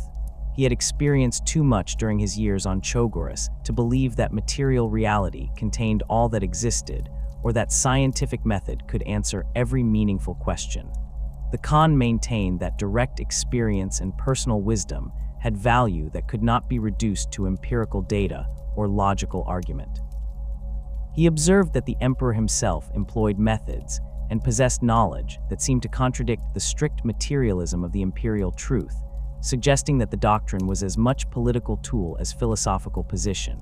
Rather than openly challenging his father's teachings, Jagatai simply maintained private reservations while outwardly conforming to imperial orthodoxy in matters that affected his legion's function. The white scars under Jagatai's command reflected their Primarch's balanced approach. They fought effectively for the Imperium and brought worlds into compliance as required, but they maintained cultural practices and traditions from Chogoris that existed in tension with pure Imperial Truth orthodoxy. The Legion's warriors spoke of the winds of Chogoris and the spirits of the plains in ways that suggested something beyond simple metaphor, though they were careful not to frame these references as religious belief. Jagatai allowed this cultural preservation because he recognized that identity and tradition provided psychological strength that purely rational doctrine could not replace. The Khan understood that the Imperial Truth served important strategic purposes in the Emperor's war against chaos, but he refused to accept that it represented complete truth about reality, or that it should erase all cultural diversity from human civilization. The role of cultural identity within the Imperial Truth's framework created ongoing tensions throughout the Great Crusade. The doctrine claimed to represent universal truth applicable to all humans regardless of their origin or background, yet the Imperium's forces encountered thousands of distinct human cultures during their expansion across the galaxy. Some of these cultures could be integrated into the Imperial system relatively easily because their existing values aligned with Imperial Truth principles. Others required complete transformation because their fundamental assumptions about reality contradicted Imperial doctrine. The question of how much cultural diversity the Imperium could tolerate while maintaining ideological unity remained unresolved, with different Primarchs and Imperial administrators taking varying approaches based on their own judgments and the specific circumstances they faced. The Imperial Truth's imposition across the galaxy met resistance that ranged from passive non-compliance to armed rebellion that required full Legion deployments to suppress. The Emperor's vision of a unified, rational humanity free from religious belief confronted the stubborn reality that faith had sustained countless populations through the horrors of the Age of Strife. For many human worlds, religion was not simply a set of abstract beliefs, but the foundation of social order, cultural identity, and psychological survival. Priests and shamans had guided communities through the darkness when technology failed and hope seemed lost. Sacred texts had preserved knowledge and moral frameworks that prevented complete descent into barbarism. Religious institutions had maintained some semblance of civilization when everything else collapsed. The arrival of imperial forces demanding immediate abandonment of these belief systems often struck populations as an attack on everything that had allowed them to survive. Underground faiths emerged almost immediately on worlds brought into compliance through military force. The pattern repeated across thousands of planets with predictable consistency. Imperial forces would conquer a world, execute or convert its religious leadership, destroy temples and burn sacred texts, establish iterator programs to re-educate the population, and move on to the next target. Within months or sometimes weeks, secret gatherings would begin in hidden locations. Believers would meet in basements, abandoned structures, or remote wilderness areas to practice their forbidden rituals and maintain their traditions. These underground movements operated with varying degrees of sophistication, depending on the population's technical capabilities and the intensity of imperial surveillance. On primitive worlds, secret religious practice might involve nothing more than whispered prayers and concealed icons. On more advanced planets, resistance networks used encrypted communications and compartmentalized cell structures to evade detection. The psychology of persecution often strengthened rather than weakened religious conviction among these underground faithful. Believers interpreted imperial oppression as a test of their faith or as persecution by forces opposed to divine truth. The willingness to risk execution for religious practice became a mark of devotion that elevated individuals within their clandestine communities. Martyrs who were discovered and killed by imperial authorities became saints whose memories inspired continued resistance. The Imperial Truth's architects had not anticipated this dynamic because they fundamentally misunderstood the nature of religious belief. They assumed that faith resulted from ignorance and that education in scientific principles would naturally eliminate supernatural beliefs once populations understood how the universe actually functioned. This assumption failed to account for the fact that religious belief often persisted despite contradictory evidence, because it fulfilled psychological and social needs that rational philosophy could not address. The Imperium's response to underground religious practice evolved as the Great Crusade progressed and patterns of resistance became apparent. Initial approaches relied heavily on punishment and intimidation. Populations on newly compliant worlds received clear warnings that religious practice would result in execution. Informant networks were established to identify secret believers, with rewards offered to citizens who reported illegal religious activity. Public executions of discovered practitioners served as warnings to others who might consider maintaining their faith. These methods achieved surface compliance on many worlds, but failed to eliminate religious belief at deeper levels.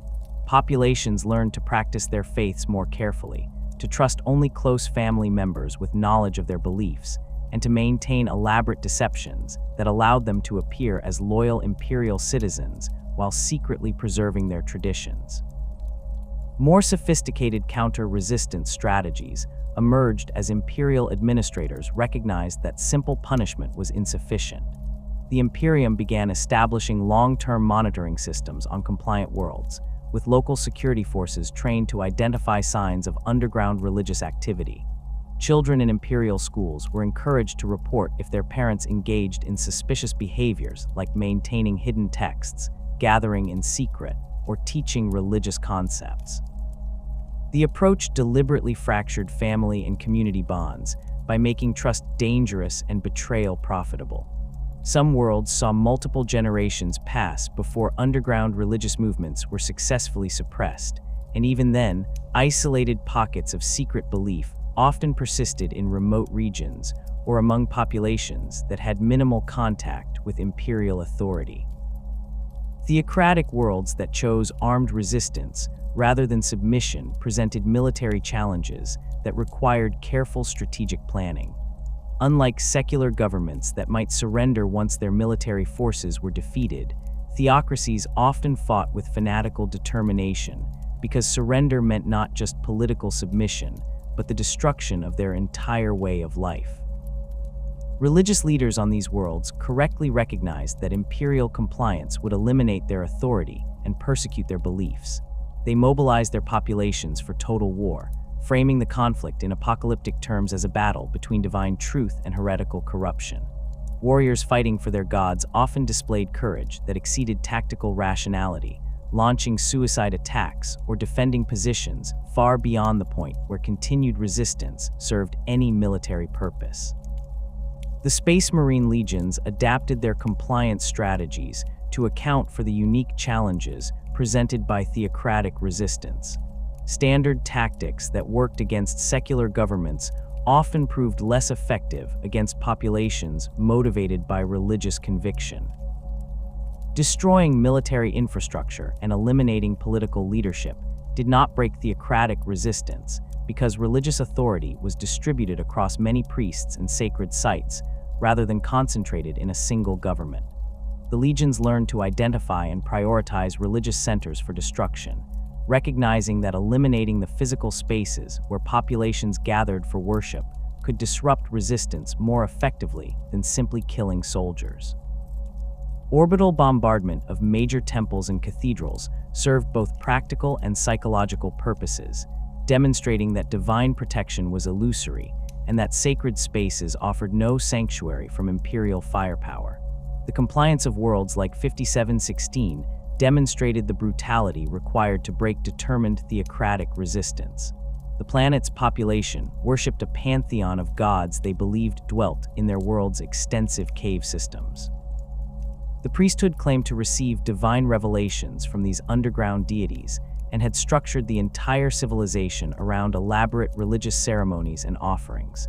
When imperial forces arrived and demanded compliance, the planetary government refused negotiations and mobilized for total war. The population retreated into their cave systems, creating a defensive network that was nearly impossible to assault directly. The imperial response involved systematic sealing of cave entrances, followed by introduction of toxic gases that killed the defenders without requiring close combat. The few survivors who emerged were re-educated in Imperial Truth doctrine, though the world's population had been reduced by over 90%. The Imperium classified the compliance as successful and moved on, leaving a small garrison to ensure the remaining population did not revert to their previous beliefs. The encounter with the Interrex revealed that human civilizations existed that had maintained advanced technology and rational governance, while also understanding the dangers of chaos without falling into superstition or worship. The Interrex had survived the age of strife by developing a sophisticated understanding of what they called cows, recognizing it as a genuine threat that required vigilance and careful management rather than denial or worship. Their civilization maintained strict protocols for identifying and eliminating chaos corruption while preserving individual freedom and cultural diversity. They had achieved a balance that the Imperial Truth claimed was impossible, acknowledging the warp's dangers while refusing to empower chaos entities through fear or faith. The Interrex's approach to chaos management differed fundamentally from Imperial methodology. Rather than concealing information about chaos from their population, they educated all citizens about the threat and trained them to recognize signs of corruption. Their military forces included specialists who understood chaos tactics and could identify warp-tainted enemies. Sacred objects and weapons associated with chaos were not destroyed, but rather secured in carefully guarded museums where they could be studied without risk of corruption spreading. The Interrex believed that knowledge and understanding provided better protection than ignorance, directly contradicting the Emperor's strategy of information control. They had maintained this approach for thousands of years without succumbing to chaos corruption, suggesting that the Imperial Truth's absolute materialism might not be the only viable defense against the ruinous powers.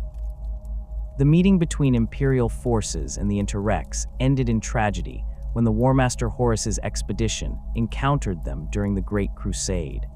Initial diplomatic contact proceeded cautiously, with both sides recognizing that they faced a human civilization of comparable technological sophistication rather than the primitive or regressed societies the Imperium typically encountered.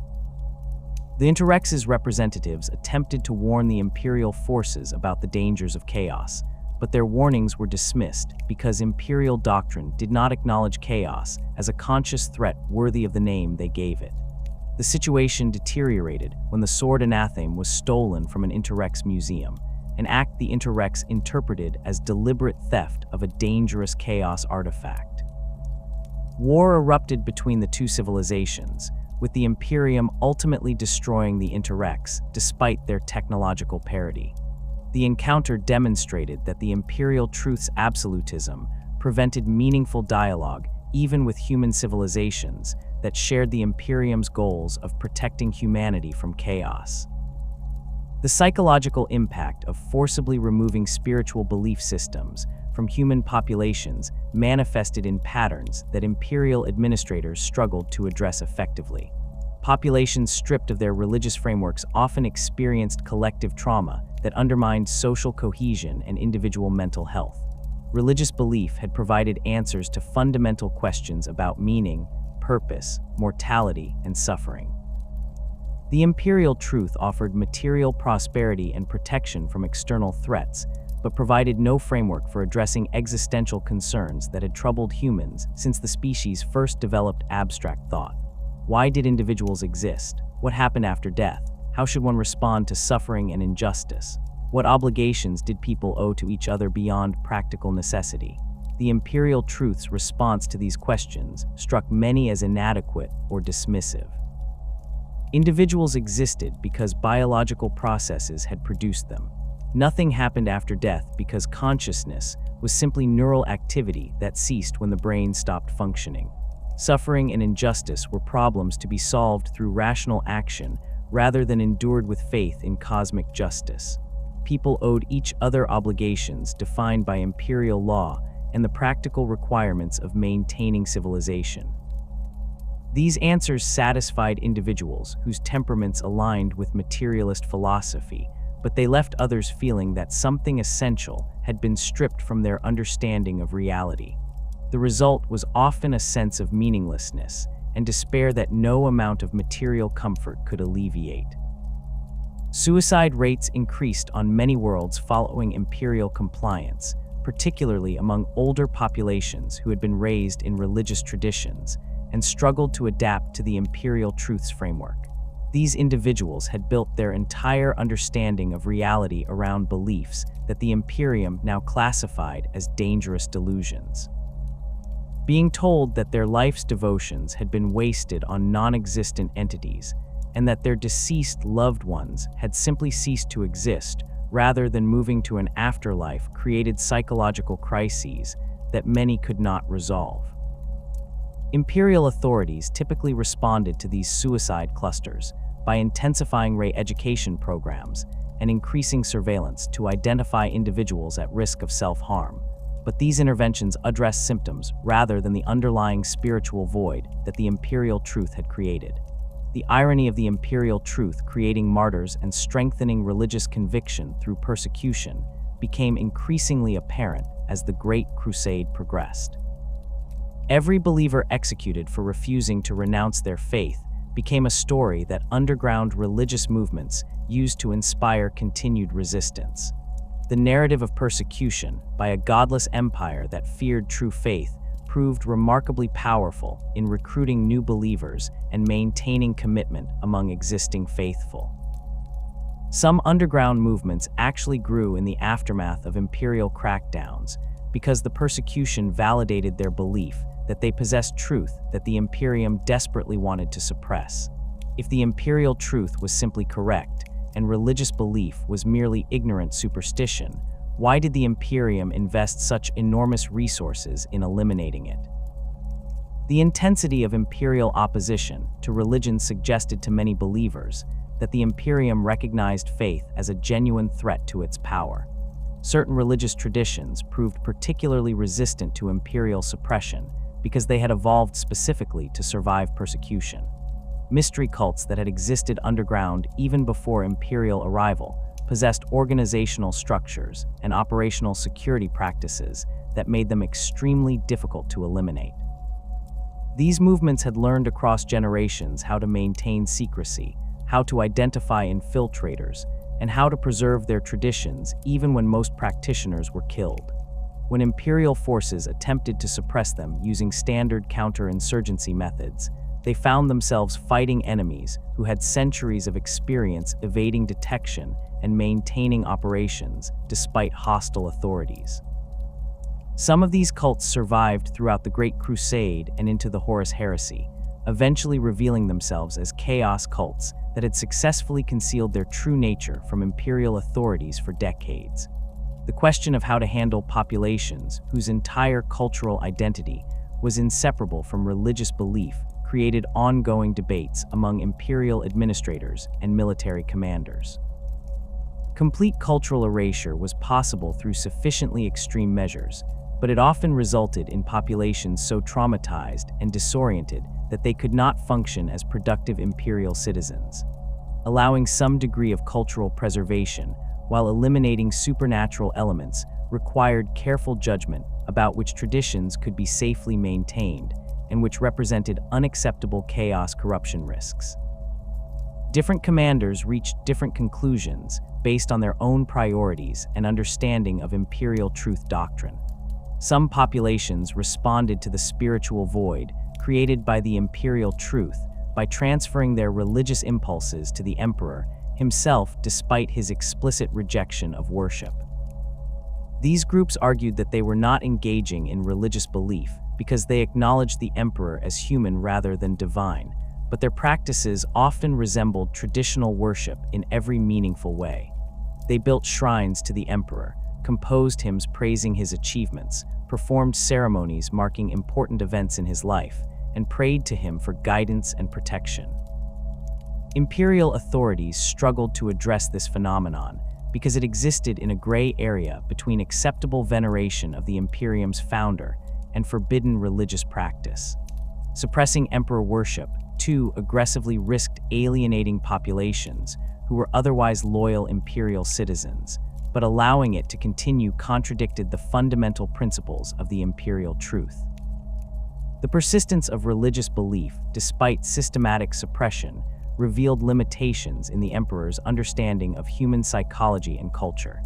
The Imperial Truth assumed that religious belief resulted primarily from ignorance, and that education would naturally eliminate it once populations understood scientific principles. This assumption failed to account for the fact that religion served functions beyond simply explaining natural phenomena. It provided community, ritual, meaning, moral frameworks, and psychological comfort that materialist philosophy struggled to replace. The Emperor's own example complicated matters because his abilities and achievements seemed to validate many religious claims about the existence of beings with godlike powers, even as he insisted that such beings were not actually divine. The cognitive dissonance between the Emperor's stated materialism and his apparent transcendence of normal human limitations created conceptual problems that no amount of iterator rhetoric could fully resolve. The growing tensions between the Imperium's materialist philosophy and the practical realities of psychic warfare came to a head on the world of Nicaea, where the Emperor convened a council that would attempt to resolve fundamental contradictions within Imperial Truth doctrine. By the time the council was called in the early 31st millennium, the Great Crusade had been prosecuting its wars of compliance for over 2 centuries, and the question of how to handle psychers within the Space Marine legions had become increasingly contentious. The librarious departments that had been established in many legions represented an attempt to harness psychic abilities for military purposes while maintaining control over their wielders through discipline and training. However, several Primarchs had come to view these organizations as dangerous deviations from Imperial Truth principles, arguing that psychers represented the exact kind of warp vulnerability that the Emperor's philosophy was meant to eliminate. The Emperor's decision to convene the council reflected his recognition that the disagreement between his sons had reached a point where it threatened the unity of the Great Crusade.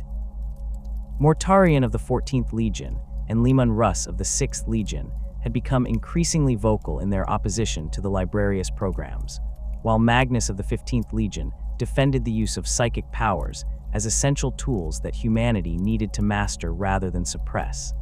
The arguments had moved beyond simple tactical disagreements about optimal force composition into fundamental questions about the nature of the warp and humanity's relationship with psychic phenomena.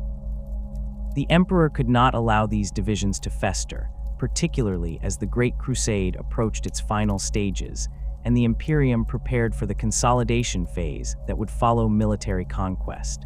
Nicaea itself was chosen as a neutral ground, a world of the segmentum obscurus that held no particular significance to any of the involved parties.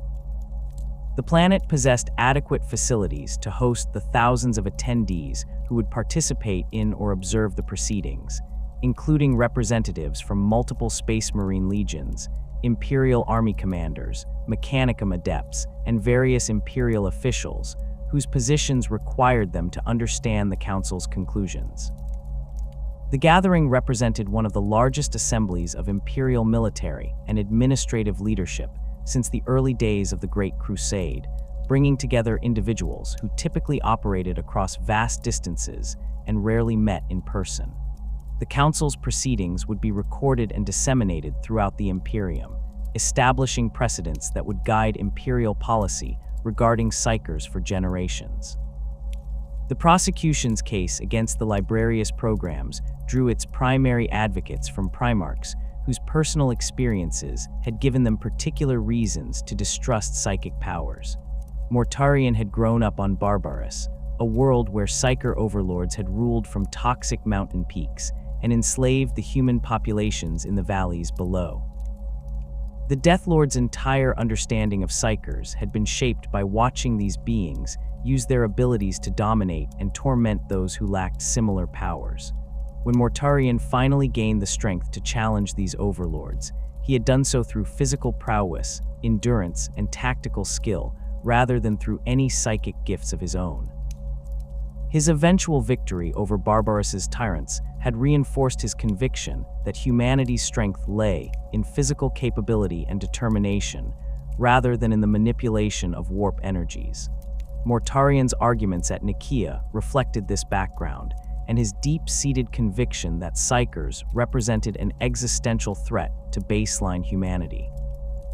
He spoke of the corruption he had witnessed on Barbarus, describing how the Overlord's psychic abilities had allowed them to perceive and interact with warp entities in ways that inevitably led to their corruption. The Death Lord argued that the librarius programs, despite their claims of discipline and control, simply created more opportunities for chaos to infiltrate the legions through their psyker members.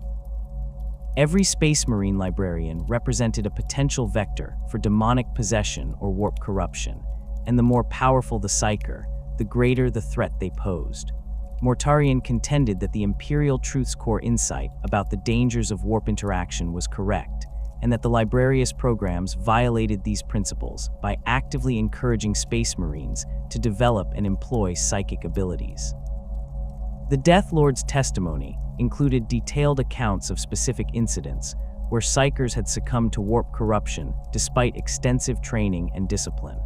He described battles where enemy psychers had been possessed by warp entities and transformed into conduits for demonic manifestation, requiring entire companies to be deployed to contain threats that single individuals had become. Mortarion emphasized that these corrupted psychers had not been untrained savages, but individuals who had received instruction in controlling their abilities, suggesting that training alone was insufficient protection against the warp's predations. He argued that the only safe approach was complete prohibition of psychic power usage, except in cases of absolute necessity, and that the Space Marine legions should eliminate their librarius departments entirely rather than continuing to maintain organizations that invited chaos infiltration. Leman Russ approached the prosecution from a different angle, one that acknowledged the reality of psychic phenomena while questioning whether humanity should actively cultivate these abilities. The Wolf King had grown up on Fenris among tribes that maintained traditions involving rune priests and shamanic practices, giving him a more nuanced understanding of psychic powers than Mortarian's absolute rejection. However, Russ had also witnessed the dangers that accompanied uncontrolled psychic ability, and he shared Mortarian's concern that the Librarius programs encouraged Space Marines to pursue powers that they might not be able to safely master. The Primarch of the 6th Legion framed his arguments in terms of the Imperial Truth's emphasis on reason and empirical observation, noting that the evidence clearly demonstrated that psychers attracted warp predators and that stronger psychers attracted more dangerous entities. Russ presented his case with characteristic directness, arguing that the Librarius programs represented a form of institutional hubris that assumed humanity could fully control forces that had destroyed civilizations throughout the Age of Strife. He pointed out that the Emperor himself had warned against certain psychic practices and forbidden specific areas of warp study, suggesting that even the Master of Mankind recognized limits to how safely psychic powers could be employed. The Wolf King questioned why the legions should maintain organizations dedicated to pushing the boundaries of psychic capability when the Emperor's own actions indicated that such boundaries existed for good reasons. He acknowledged that some psychic abilities might be necessary for Imperial function, particularly navigator talents that enabled warp travel and astropathic communication that connected distant worlds, but he argued that these specialized functions should not be conflated with the combat applications that Librarius departments pursued. The Wolf King's testimony included pointed references to the 15th Legion's practices on Prospero, though he was careful not to directly accuse Magnus of heresy or corruption at this stage. Russ described reports from other legions that had encountered the Thousand Suns in battle and observed psychic techniques that seemed to push far beyond what Imperial doctrine considered safe or acceptable. He spoke of Thousand Suns librarians who manifested powers that resembled the sorcery employed by enemy psychers, who called upon warp energies with a casualness that suggested they had forgotten or never learned proper caution. The Wolf King argued that if even a legion as disciplined and educated as the 15th could not maintain safe boundaries around psychic practice, then the Librarius concept itself was fundamentally flawed and should be abandoned before it led to catastrophe.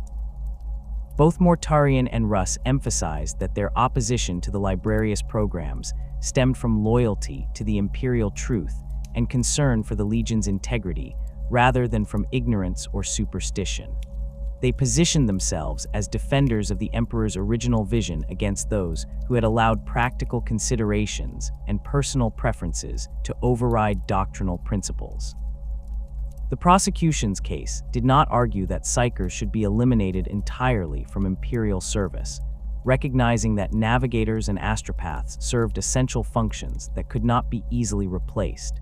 Instead, they contended that psychers should be restricted to these specialized roles rather than being integrated into frontline combat units, where their vulnerabilities to warp corruption posed unacceptable risks to their fellow Space Marines and to mission success. The defense of the Librarius programs fell primarily to Magnus, whose personal investment in psychic development and whose legion's entire identity centered on the mastery of warp-based abilities. The Crimson King approached his testimony as an educational opportunity, attempting to explain to the assembled leaders why their fears about psychic powers stemmed from misunderstanding rather than from legitimate threat assessment. Magnus argued that psychic abilities represented a natural stage in human evolution, a development that had been occurring for thousands of years and would continue regardless of whether the Imperium acknowledged and trained it or attempted to suppress it. He contended that the real danger came not from psychers themselves, but from untrained psychers who lacked the knowledge and discipline to safely employ their abilities. Magnus presented a systematic framework for understanding psychic phenomena that drew on his decades of study on Prospero and his extensive research into the nature of the warp. He explained that psychic powers operated according to consistent principles that could be studied and understood through rigorous methodology, much like any other natural phenomenon. The warp was simply another aspect of reality, one that interacted with consciousness in ways that baseline physics did not address, but that were no less subject to rational analysis. The entities that dwelled in the warp were organisms that had evolved or formed in that environment, and they could be understood, predicted, and defended against through proper knowledge. The Crimson King argued that the Imperial Truth's emphasis on reason and scientific inquiry should extend to psychic phenomena rather than treating them as special cases that required suppression rather than understanding. The Primarch of the 15th Legion directly challenged the prosecution's claims that training was insufficient protection against warp corruption. Magnus cited the Thousand Sons' own record, noting that his legion had employed psychic abilities extensively throughout the Great Crusade without suffering the kind of catastrophic corruption that Mortarion and Russ warned about. He attributed this success to the rigorous training and discipline that Prospero's institutions had developed over generations, creating methodologies for teaching psychers to safely access and employ their abilities. The Crimson King argued that the solution to the dangers posed by untrained psychers was better training, not prohibition of psychic development. He compared the situation to the Emperor's own approach to technology, noting that the Imperium did not ban plasma weapons simply because improperly maintained reactors could explode and kill their operators. Instead, the Imperium trained tech priests and engineers to properly handle dangerous equipment, and the same approach should apply to psychic abilities. Magnus's testimony included demonstrations of controlled psychic manifestation, carefully calibrated to showcase the precision and discipline that proper training could achieve without triggering the kind of warp phenomena that the prosecution feared. He manifested minor telekinetic effects, created illusory images, and performed acts of telepathic communication, all while maintaining complete control and showing no signs of demonic influence or possession. The Crimson King explained the techniques and mental disciplines that allowed him to perform these feats safely, emphasizing that these methods could be taught to other psychers through systematic instruction. He argued that the Librarius programs in various legions represented humanity's best effort to institutionalize this training and create standardized approaches to psychic development that would protect psychers and their comrades from the dangers of uncontrolled power. The Crimson King also addressed the philosophical dimensions of the debate, arguing that suppressing psychic development contradicted the Imperial Truth's core principles about human advancement and the rejection of ignorance. He pointed out that the prosecution's position essentially advocated for willful ignorance about an aspect of reality that humanity needed to understand if it was to survive in a galaxy where psychic phenomena were ubiquitous. Magnus contended that the Age of Strife had resulted partly from humanity's failure to properly understand and manage psychic awakening across its population, and that repeating this mistake by suppressing rather than training psychers would lead to similar catastrophe. The Imperium's strength lay in its willingness to confront challenges through knowledge and preparation rather than through avoidance and denial. Magnus's defense of the Librarius concept extended beyond simply arguing for the 15th Legion's practices. He presented evidence of how other legions had successfully integrated psychic abilities into their tactical doctrine, citing examples from the 1st Legion's Librarius, the 13th Legion's Librarians, and other organizations that had demonstrated both effectiveness and safety. The Crimson King argued that these successes proved that the Librarius model was sound, and that the problems identified by the prosecution resulted from insufficient standardization and training, rather than from fundamental flaws in the concept itself. He proposed that the Council should focus on improving and standardizing Librarius training across all legions, rather than eliminating these programs entirely. The Crimson King's testimony also touched on the strategic necessity of maintaining psychic capabilities within the legions. He noted that the Imperium regularly faced enemies who employed psychic powers, including xeno-psychers, chaos-corrupted sorcerers, and warp entities that could only be effectively combated by individuals who understood how to manipulate warp energies. Eliminating the Librarius programs would leave the legions vulnerable to these threats, forcing them to rely entirely on conventional weapons against enemies who could bypass physical defenses through psychic means. Magnus argued that this represented an unacceptable strategic weakness that would cost lives and potentially lose battles that properly trained librarians could have won. The council's proceedings revealed fundamental disagreements about the nature of knowledge and the proper relationship between humanity and the warp. The prosecution viewed psychic abilities as inherently corrupting influences that should be minimized and contained, while the defense saw them as tools that could be mastered through proper understanding and discipline. These positions reflected deeper philosophical divisions about whether certain types of knowledge were too dangerous to pursue, and whether humanity's best defense against threats lay in understanding or in avoidance. The debate touched on questions that the Imperial Truth had never fully resolved about where the boundaries of acceptable inquiry should be drawn, and who had authority to establish those boundaries. The Emperor's eventual ruling attempted to navigate between these irreconcilable positions while maintaining his authority to define imperial doctrine. The Edict of Nicaea formally disbanded all Space Marine Librarius departments and prohibited the use of psychic powers by Space Marines, except for sanctioned psychers like astropaths and navigators, whose abilities served essential imperial functions.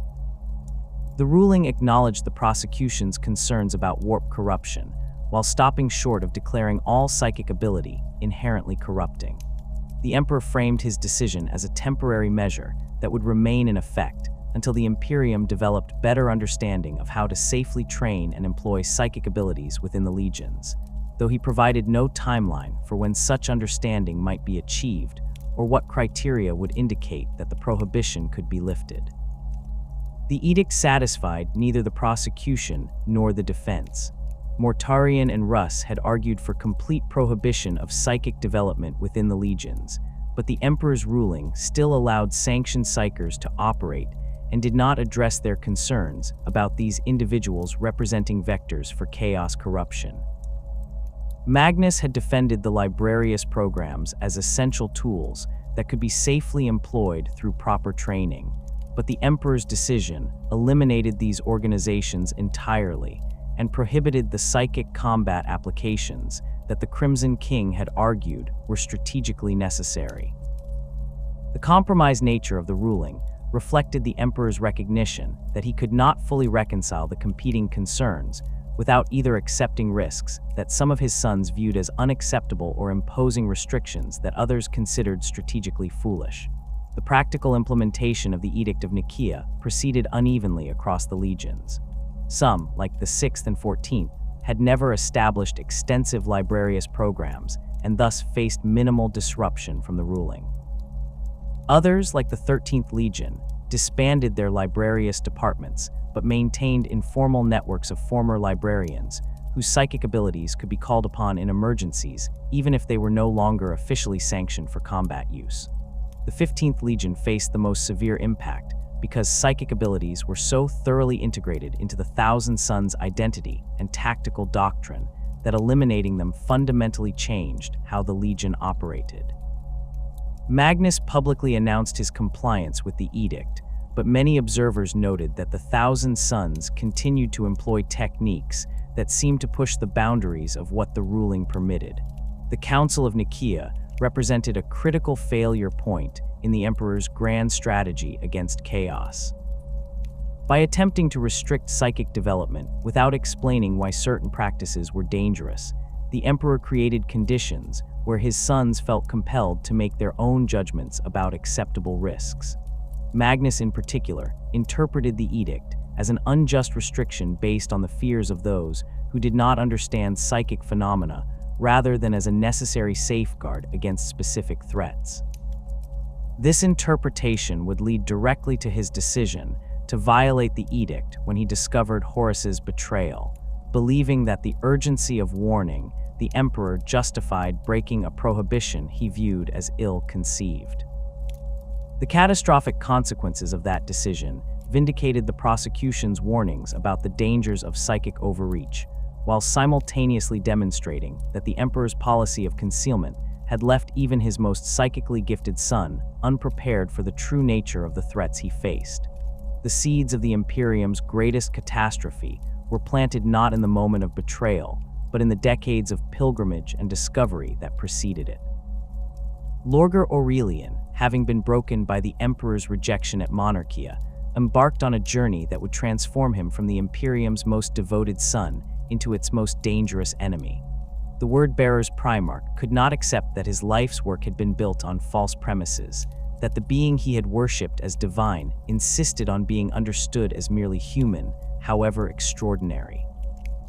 The spiritual void left by the emperor's rejection demanded filling, and Lorgar possessed neither the temperament nor the philosophical framework to simply accept meaninglessness and move forward. He needed transcendent purpose, divine truth, entities worthy of the devotion that burned within him. If the emperor was not a god, then Lorgar would find the true gods, whatever the cost. The pilgrimage began in secrecy, with only Lorgar's closest advisors aware of its true purpose. Corferon and Erebus, the two individuals who had shaped Lorgar's early development on Colchis, encouraged the Primarch's search for deeper truths beyond the Imperial Truth's materialist constraints. These two had never fully accepted the Emperor's philosophy, maintaining private reservations about doctrines that denied the spiritual realities they had experienced on Colchis. Erebus in particular had spent years studying forbidden texts and ancient records that spoke of powers dwelling in the warp, entities that had influenced human civilization since before the Age of Strife. The priest recognized in Lorgar's crisis an opportunity to guide the Primarch toward truths that the Emperor had deliberately concealed, truths that would validate everything the word-bearers had believed before Monarchia's destruction forced them to question their convictions. The word-bearers' fleet departed from Imperial space under the pretense of prosecuting compliance actions in the galaxy's outer reaches, regions where communication delays and the vast distances involved would provide cover for extended absences. Lorgar led a carefully selected group of his most trusted warriors and advisors on a journey that would take them to worlds the Imperium had marked as too corrupted or too dangerous for standard compliance operations. These were planets where the warp's influence had grown strong during the Age of Strife, where reality itself seemed thin and malleable, where populations had developed practices and beliefs that Imperial forces typically destroyed on sight rather than attempting to understand. The Primarch of the 17th Legion approached these worlds not as a conqueror, but as a seeker, studying their cultures and beliefs for evidence of the genuine divine forces he now believed must exist somewhere in the galaxy. The pilgrimage's trajectory eventually led the word-bearers to Cadia, a world that occupied a position of terrible significance at the edge of the Eye of Terror. The planet existed in a state of permanent military readiness, its population having spent millennia fighting against incursions from the warp rift that dominated their night sky. The Cadians had developed an intricate understanding of chaos through generations of combat against demonic manifestations and chaos-corrupted raiders, knowledge that they had codified into military doctrine and cultural practice without falling into worship or corruption themselves. When Lorgar arrived on Cadia, he found a population that acknowledged the Chaos Gods as real entities with genuine power rather than dismissing them as mere warp predators or denying their existence entirely. The Cadians spoke of the ruinous powers with a matter-of-fact directness that shocked the word-bearers, describing the four great entities that dwelled in the warp and the specific threats each represented. Lorgar spent weeks on Cadia studying everything the planet's military commanders and scholars could tell him about the nature of chaos. He learned that the entities his father had dismissed as mindless predators were in fact conscious intelligences of immense power and sophistication, beings that had influenced human history for thousands of years and would continue to do so regardless of whether the Imperium acknowledged their existence. The Cadians explained how each Chaos God embodied specific aspects of sentient experience, how they fed on particular emotions and beliefs, and how they could grant genuine power to those who served them. This knowledge struck Lorgar with the force of revelation because it validated his deepest convictions while simultaneously revealing the magnitude of the Emperor's deception. Gods did exist. Divine powers could be accessed and channeled by those who understood how to approach them. The Imperial Truth was not truth at all, but a deliberate lie designed to keep humanity ignorant of the most fundamental realities of existence. the Primarch's journey did not end on Cadia. Erebus guided him deeper into the regions bordering the Eye of Terror, to worlds where the barrier between real space and the warp had grown thin enough that the Chaos God's influence manifested more directly. On the demon world of Sikaris, Lorgar witnessed phenomena that the Imperial Truth claimed were impossible. He saw cities where the architecture shifted and changed according to no physical laws, where structures existed in geometries that violated three-dimensional space. He encountered beings that were clearly more than simple warp predators, entities that demonstrated intelligence, purpose, and capabilities that exceeded anything the Imperium's sanitized descriptions of warp phenomena had prepared him for. These were not animals operating on instinct, but conscious beings pursuing deliberate agendas, and they welcomed Lorgar's attention with an eagerness that suggested they had been waiting for him. The word-bearers who accompanied their Primarch on this pilgrimage underwent transformations that paralleled Lorgar's own journey from doubt to terrible certainty.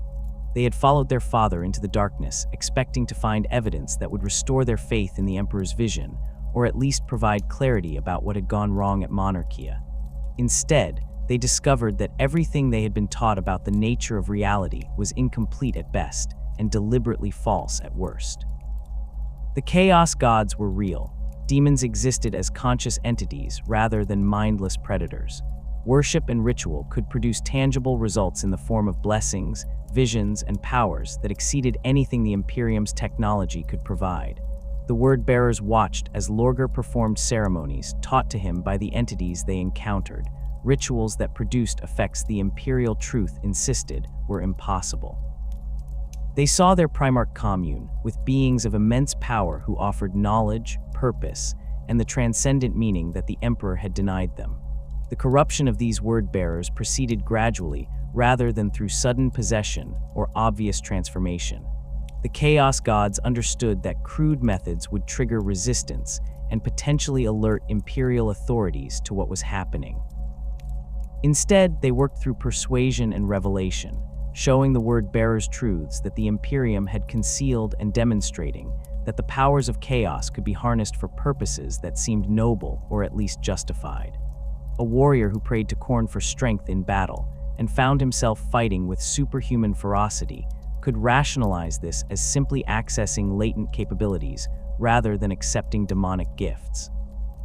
A scholar who petitioned Tzeentch for knowledge and received visions of hidden truths could convince himself that he was simply developing his psychic potential rather than opening his mind to warp entities. The transformations were subtle enough that the word-bearers did not recognize what was happening to them until they had already traveled too far down the path to turn back. Lorgar's return to the broader word-bearers' legion marked the beginning of a systematic campaign to spread what he now understood as the true faith. The Primarch had found the gods he sought, and he embraced their service with the same fervent devotion he had once directed toward the Emperor. The word-bearers would become the instruments through which chaos worship spread across the Imperium, corrupting from within the civilization that the Emperor had built to starve the ruinous powers of sustenance. The irony was profound and deliberate. The legion that had been most devoted to spreading faith in the Emperor would now spread faith in the Emperor's greatest enemies, using the same techniques and organizational structures they had developed for their previous mission. Lorgar understood that he possessed unique advantages for this task because he knew how the Imperium thought, how it identified threats, and where its blind spots lay. The Imperial Truth's denial of chaos as a genuine threat meant that authorities would be slow to recognize what was happening until the corruption had spread too far to easily contain. The word-bearer's new mission required careful planning and absolute secrecy. Lorgar could not simply announce his discoveries to the wider Imperium, because doing so would trigger immediate military response from legions that remained loyal to the Emperor. Instead, he began a gradual process of converting his own legion while simultaneously identifying potential allies among the other Primarchs and their forces. The 17th Legion's chaplains, who had once enforced devotion to the Imperial Truth, became priests of the true faith, teaching their battle brothers about the Chaos Gods and guiding them through rituals that would bind them to the ruinous powers. The conversion proceeded through carefully structured stages, with each word-bearer being evaluated for their receptiveness to the new doctrines before being exposed to deeper truths. Those who showed resistance or threatened to report what they were learning to imperial authorities simply disappeared, their deaths attributed to combat losses or accidents. The corruption of Horus Lupercal represented Lorgar's greatest achievement and the moment when the heresy's success became possible. The War Master had been wounded on the moon of Davin by a weapon that Erebus had deliberately ensured would be used against him, a blade called the Anatheme that carried warp taint, specifically designed to bypass even a Primarch's extraordinary resistance to disease and poison. As Horus lay dying aboard his flagship, the word-bearers who had been carefully positioned within the 16th Legion's fleet convinced the War Master's closest advisors that the only hope for saving him lay in the rituals practiced by Davin's warrior lodges. These lodges were institutions that Erebus had helped establish across multiple legions, seemingly innocent fraternal organizations where space marines from different companies could gather and build bonds of brotherhood outside the formal command structure. In reality, the lodges served as vehicles for spreading chaos corruption, introducing warriors to practices and beliefs that gradually prepared them for full conversion. The ceremony performed to save Horus took place in a temple on Davin that had been prepared specifically for this purpose. The War Master's unconscious body was placed at the center of elaborate rituals that called upon powers the participants did not fully understand, appealing to entities they had been taught did not exist for aid in preserving their beloved commander's life. The ritual worked, but not in the way Horus's loyal sons had hoped. The War Master's spirit was drawn into the warp, where the Chaos Gods showed him visions carefully crafted to exploit his pride, his sense of abandonment, and his fears about his father's true intentions. Horus saw a future where the Emperor sat enthroned as a god, while his sons were forgotten or reduced to mere servants. He witnessed the Imperium becoming exactly the kind of theocratic tyranny that the Imperial Truth claimed to oppose, with the Emperor worshipped as divine despite his protests to the contrary. The visions played upon every doubt and resentment that had been growing in Horus since the Emperor had withdrawn to Terra, transforming the War Master's loyalty into bitter conviction that his father had used him and his brothers to conquer the galaxy and then planned to discard them. When Horus awakened from the ritual, he appeared recovered from his physical wounds, but something fundamental had changed within him. The War Master, who had been the Emperor's most trusted son and the embodiment of imperial virtue, now harbored knowledge that shattered his faith in his father's vision. The Chaos Gods had revealed to him that they existed, that they were real entities of immense power, and that the Emperor had known about them all along while deliberately concealing this knowledge from his sons. The revelation struck Horus as the ultimate betrayal because it meant that everything the Primarchs had been taught about the nature of reality was false. The Imperial Truth was a lie. The Emperor had sent his sons to fight enemies they did not understand, had exposed them to dangers he refused to explain, and had kept them ignorant of threats that could corrupt or destroy them. The War Master's fury at this deception, combined with the visions the Chaos Gods had shown him to transform his perspective entirely. He would no longer serve the Emperor's grand design. Instead, he would tear down the Imperium and replace it with an order that acknowledged the truth about the galaxy's nature. Horus's fall represented the catastrophic failure of the Emperor's strategy of concealment. The War Master had been kept ignorant of Chaos's true nature precisely because the Emperor believed that knowledge of the Chaos Gods would make his sons vulnerable to their corruption. The opposite proved true. Horus's ignorance left him unprepared when the ruinous powers reached out to him, unable to recognize what was happening or defend himself against manipulation that exploited his lack of understanding. Had the War Master known that the Chaos Gods existed and understood their methods of corruption, he might have recognized the visions shown to him during the ritual as deliberate manipulation rather than genuine revelation. Had he been taught about how chaos exploited pride and resentment, he might have identified these emotions in himself and resisted their influence. Instead, his ignorance made him the perfect target for corruption because he had no framework for understanding what was being done to him. The Word-Bearer's role in orchestrating Horus's fall demonstrated how thoroughly Lorgar had planned the Heresy's opening moves. Erebus had spent years positioning word-bearers within other legions' fleets and establishing the warrior lodges that would serve as vehicles for spreading corruption. The 17th Legion had identified which Primarchs were most likely to be receptive to Chaos's promises, and which would remain loyal to the Emperor regardless of what they learned. Lorgar understood that success required turning the War Master first, because Horus's authority and influence among his brothers would bring other Primarchs to the rebellion who might have resisted if approached individually. The plan worked with terrible efficiency. Once Horus declared his intentions, Primarchs like Fulgrim, Angron, and Mortarion followed him into rebellion, each for their own reasons, but all united in opposition to the Emperor's rule.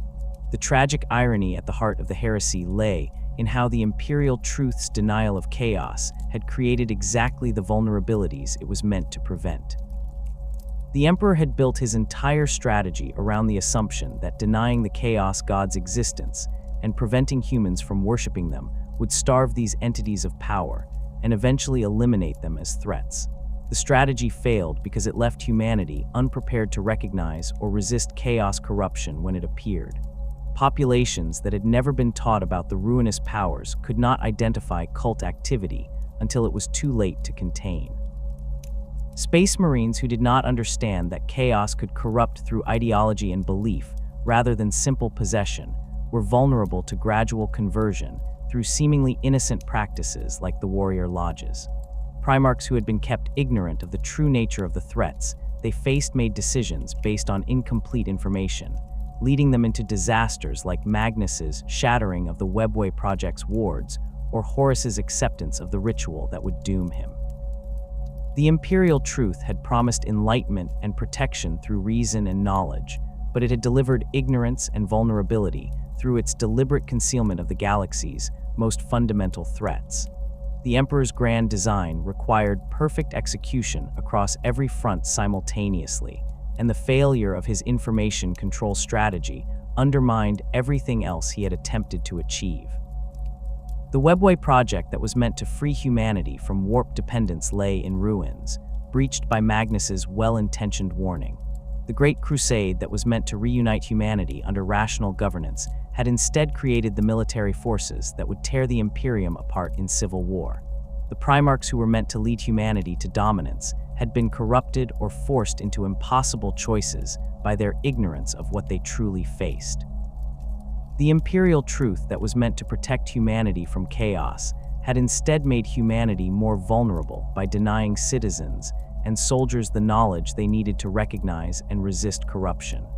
The word-bearers prosecuted their mission of spreading chaos worship with systematic efficiency that reflected their previous dedication to spreading faith in the Emperor. They identified worlds where populations remained vulnerable to religious appeals despite decades of Imperial Truth indoctrination, targeting locations where underground faiths had persisted or where the spiritual void created by the Imperial Truth's materialism had left people desperate for meaning. The 17th Legion's approach combined military force with ideological conversion, conquering worlds in Horus's name, while simultaneously establishing cult networks that would continue spreading chaos worship long after the word-bearers moved on to their next target. Lorgar had learned from his earlier mistakes during the Great Crusade when his legion's slow pace of conquest had drawn the Emperor's censure. Now he understood that speed mattered less than thoroughness, that properly corrupting a world so that it would actively spread chaos influence was more valuable than simply adding it to the Imperium's territory count. The Heresy's revelation of chaos's true nature forced a complete reevaluation of everything the Imperium had believed about reality and its enemies. Loyalist forces that encountered word-bearers or other traitor units employing demonic allies found themselves fighting enemies that should not have existed according to Imperial Truth doctrine. Demons manifested on battlefields in numbers that overwhelmed conventional military responses, and the entities displayed intelligence and coordination that made clear they were not simple warp predators, but conscious beings pursuing deliberate strategies. Space Marines who had been taught that gods did not exist watched as their traitor brothers called upon these non-existent entities, and received tangible blessings and powers in response. The cognitive dissonance between what they had been taught and what they were experiencing created psychological crises across loyalist forces as warriors struggled to reconcile the Imperial Truth's claims with the evidence of their own observations. The first undeniable proof of demonic reality emerged not through careful revelation or controlled disclosure, but through the overwhelming violence of betrayal at Istvan III. The planet had been selected by Horus as the site where he would purge his own legions of those warriors who might remain loyal to the Emperor, a necessary culling before the Warmaster could openly declare his rebellion. The 3rd, 4th, 8th, 10th, 12th, 14th, 16th, and 17th legions had all contributed forces to the campaign, and Horus had carefully identified which elements of each legion could be trusted to follow him into heresy and which would refuse. The Loyalists were deployed to the surface of Istvan III under the pretense of bringing the planet into compliance after its government had declared independence from the Imperium. What followed was not a battle, but a massacre as the orbiting fleet unleashed Life-Eater virus bombs on the surface, targeting the very warriors they had deployed hours earlier. The Life-Eater virus consumed organic matter with horrifying efficiency, reducing human bodies to liquefied sludge within seconds of exposure. Millions died in the initial bombardment as the virus spread across Istvan III's surface, killing loyalist space marines alongside the planet's entire civilian population. The subsequent firestorm that erupted when the decomposing organic matter released flammable gases created a second wave of destruction that incinerated what the virus had not already consumed. Yet some loyalists survived in sealed bunkers or behind hastily erected void shields, and these survivors found themselves facing enemies that should not have existed. As the traitor legions deployed to the surface to finish off the remaining loyalists, they brought with them allies that the Imperial Truth had declared impossible. Demons manifested among the traitor forces, entities that displayed capabilities no warp predator should possess, an intelligence that made clear they were not mindless organisms, but conscious beings. The Death Guard and World Eater's loyalists who survived the initial bombardment encountered these entities in the ruins of Istvan III's cities as they fought desperate defensive actions against overwhelming traitor numbers. The demons did not simply attack, but coordinated with the traitor space marines, responding to commands and demonstrating tactical awareness that contradicted everything these warriors had been taught about warp phenomena. Some entities appeared as towering figures wreathed in flames that burned without consuming fuel, others as diseased monstrosities that spread contagion through their mere presence, still others as beings whose forms shifted and changed in ways that violated three-dimensional geometry. The Loyalists fought these entities with bolter fire and chainsword, discovering that conventional weapons had limited effectiveness against enemies that could reform after being destroyed, or whose bodies absorbed damage without apparent injury. The psychological impact on these surviving Loyalists was profound and immediate. They had spent decades or even centuries fighting for the Imperial Truth, destroying religious institutions and executing those who claimed that supernatural entities existed.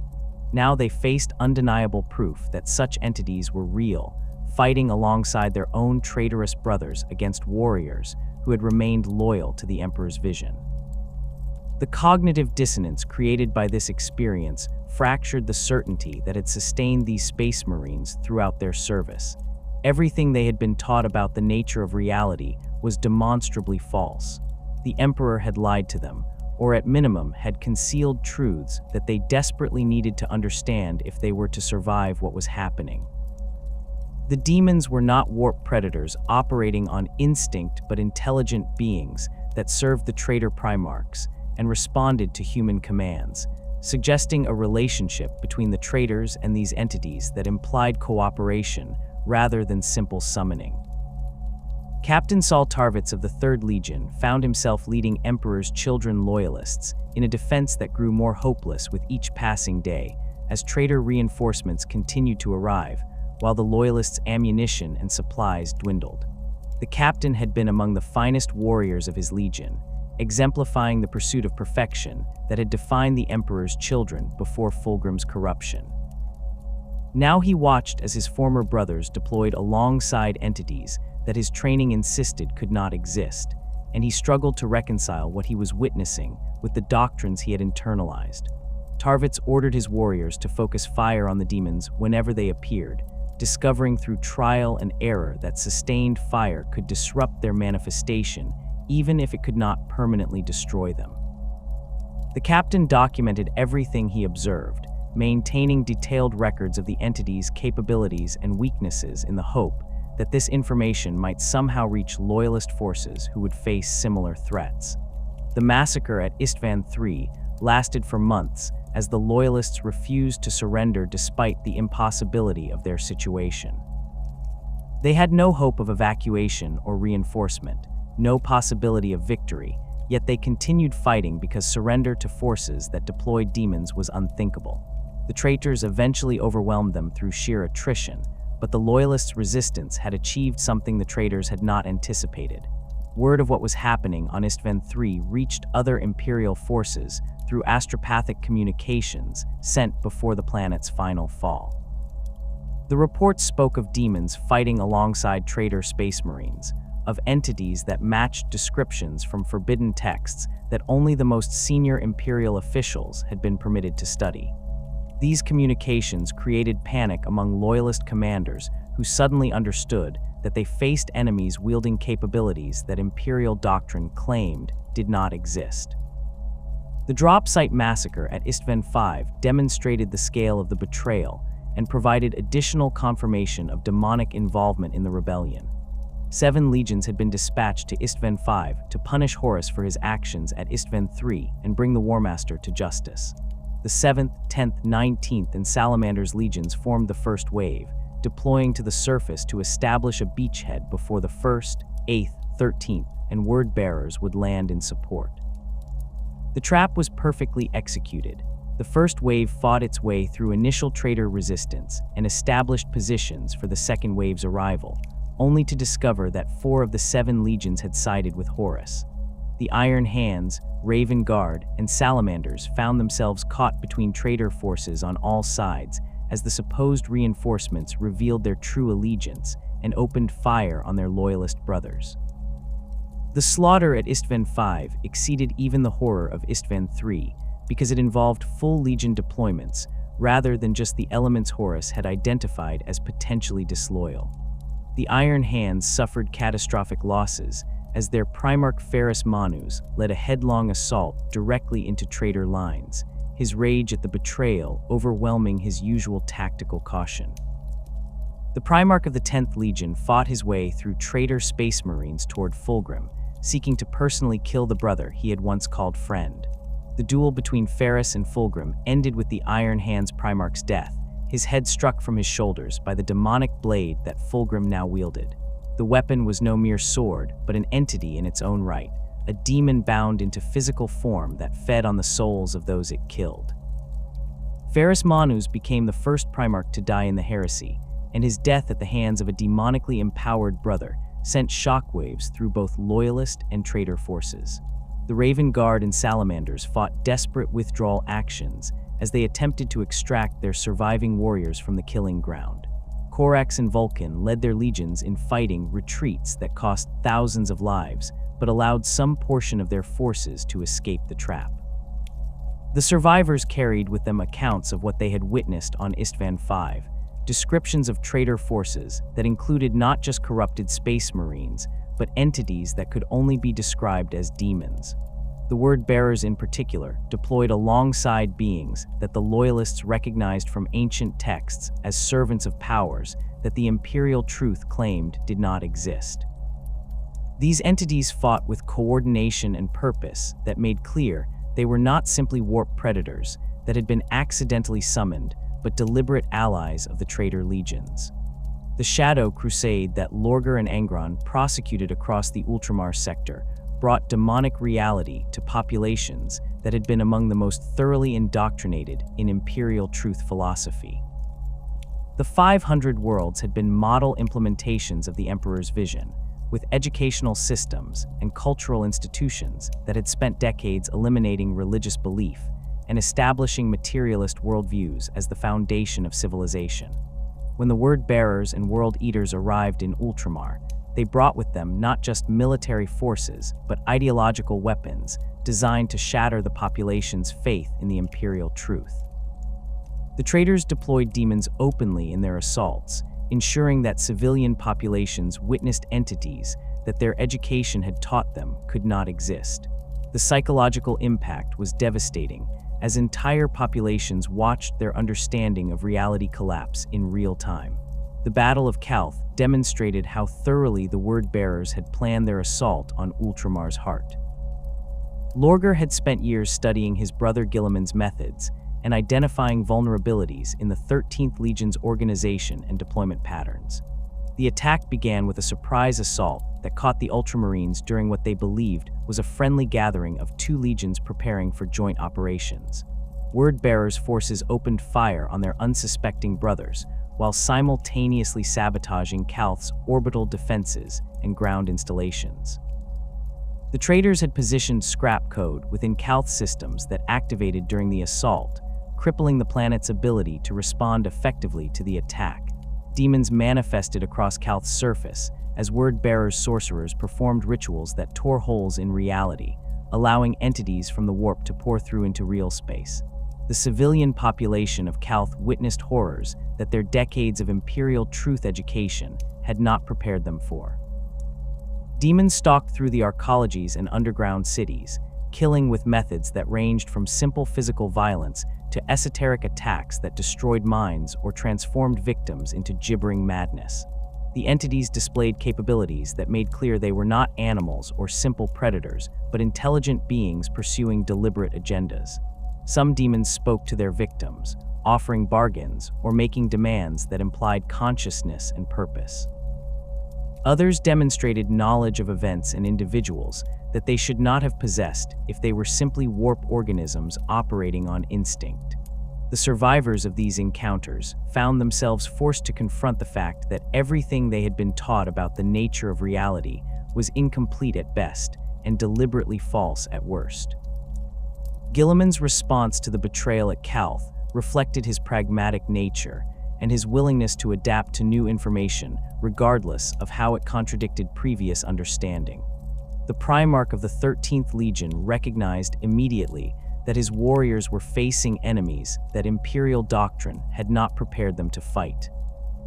He issued orders that acknowledged the reality of demonic entities without attempting to fit them into the framework of the Imperial Truth, instructing his warriors to treat these enemies as a new classification of threat that required new tactics and weapons. Guilliman ordered his librarians to resume using their psychic abilities despite the Edict of Nicaea's prohibition, recognizing that conventional weapons alone were insufficient against demonic manifestations. The Primarch's willingness to violate the edict demonstrated his understanding that survival required adapting to circumstances rather than adhering to doctrines that had been formulated without knowledge of the threats he now faced. The burning of Prospero represented a different kind of revelation about demonic reality, one that emerged from the consequences of Magnus's attempt to warn the Emperor about Horus's betrayal. The Primarch of the 15th Legion had used forbidden psychic techniques to project his consciousness across the galaxy instantaneously, seeking to alert his father to the War Master's corruption before the rebellion could begin. Magnus had known that the Emperor had forbidden the specific ritual he was employing, but he believed the urgency justified breaking that prohibition. What Magnus had not understood was that the Emperor's warnings about certain psychic practices were not arbitrary restrictions, but absolute boundaries that existed because crossing them would have catastrophic consequences.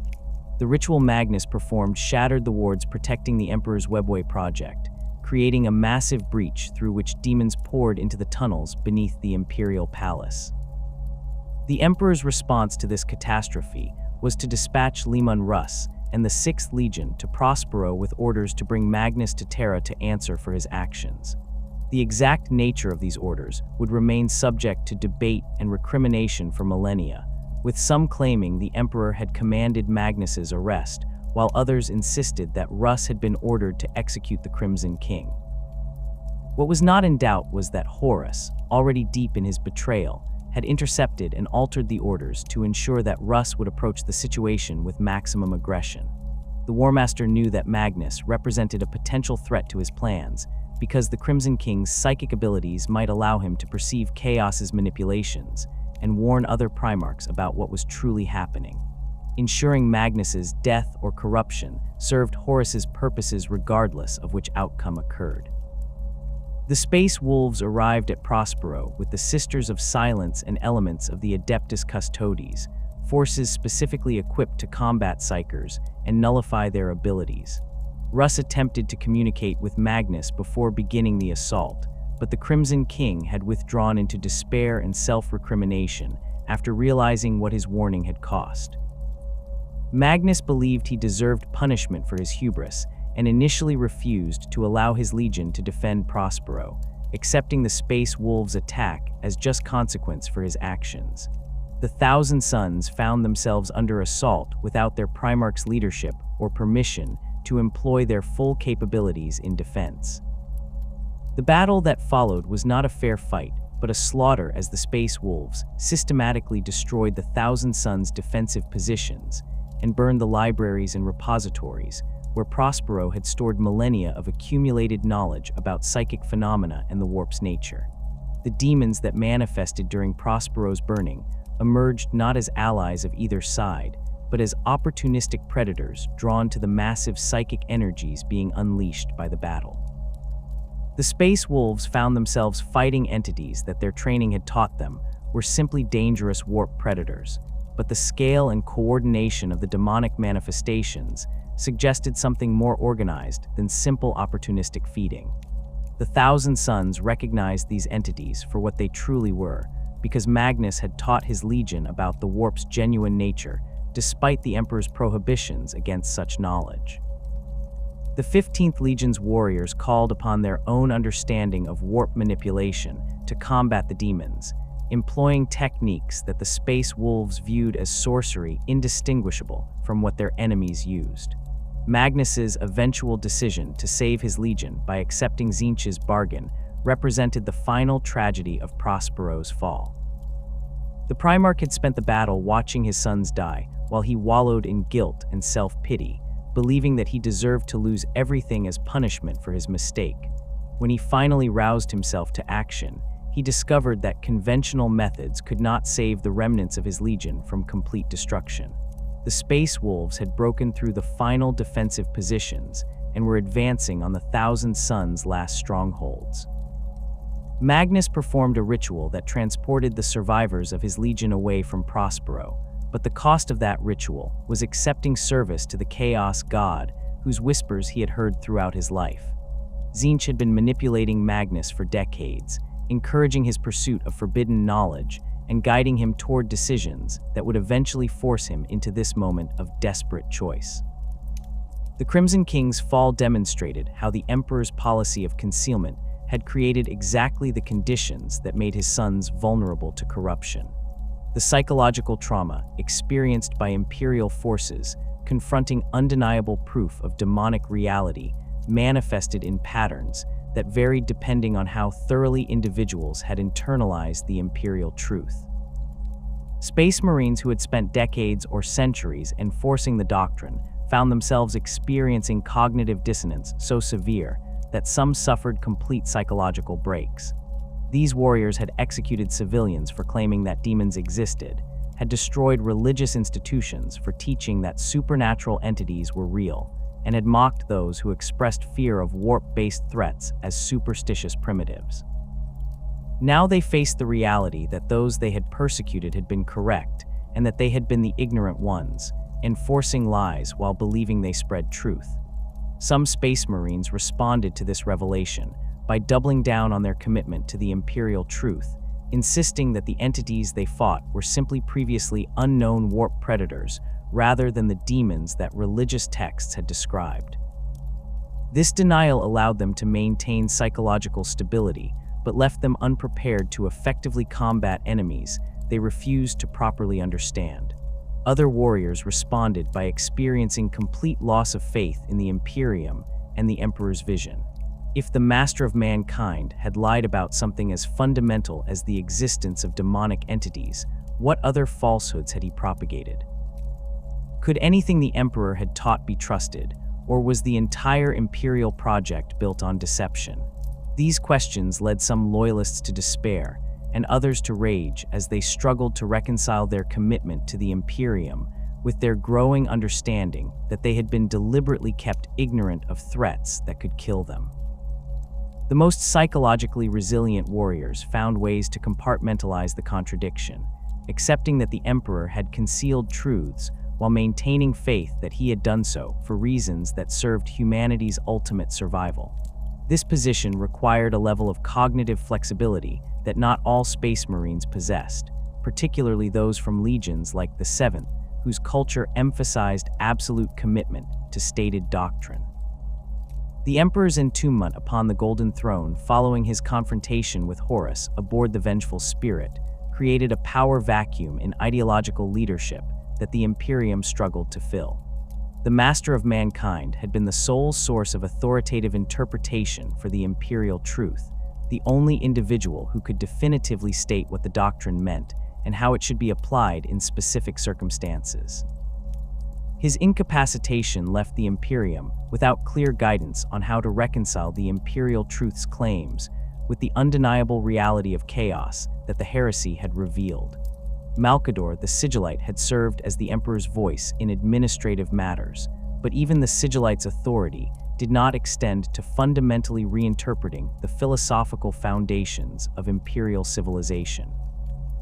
The question of whether to acknowledge chaos's existence openly or continue maintaining the Imperial Truth's denial became a source of ongoing debate among the Imperium's surviving leadership.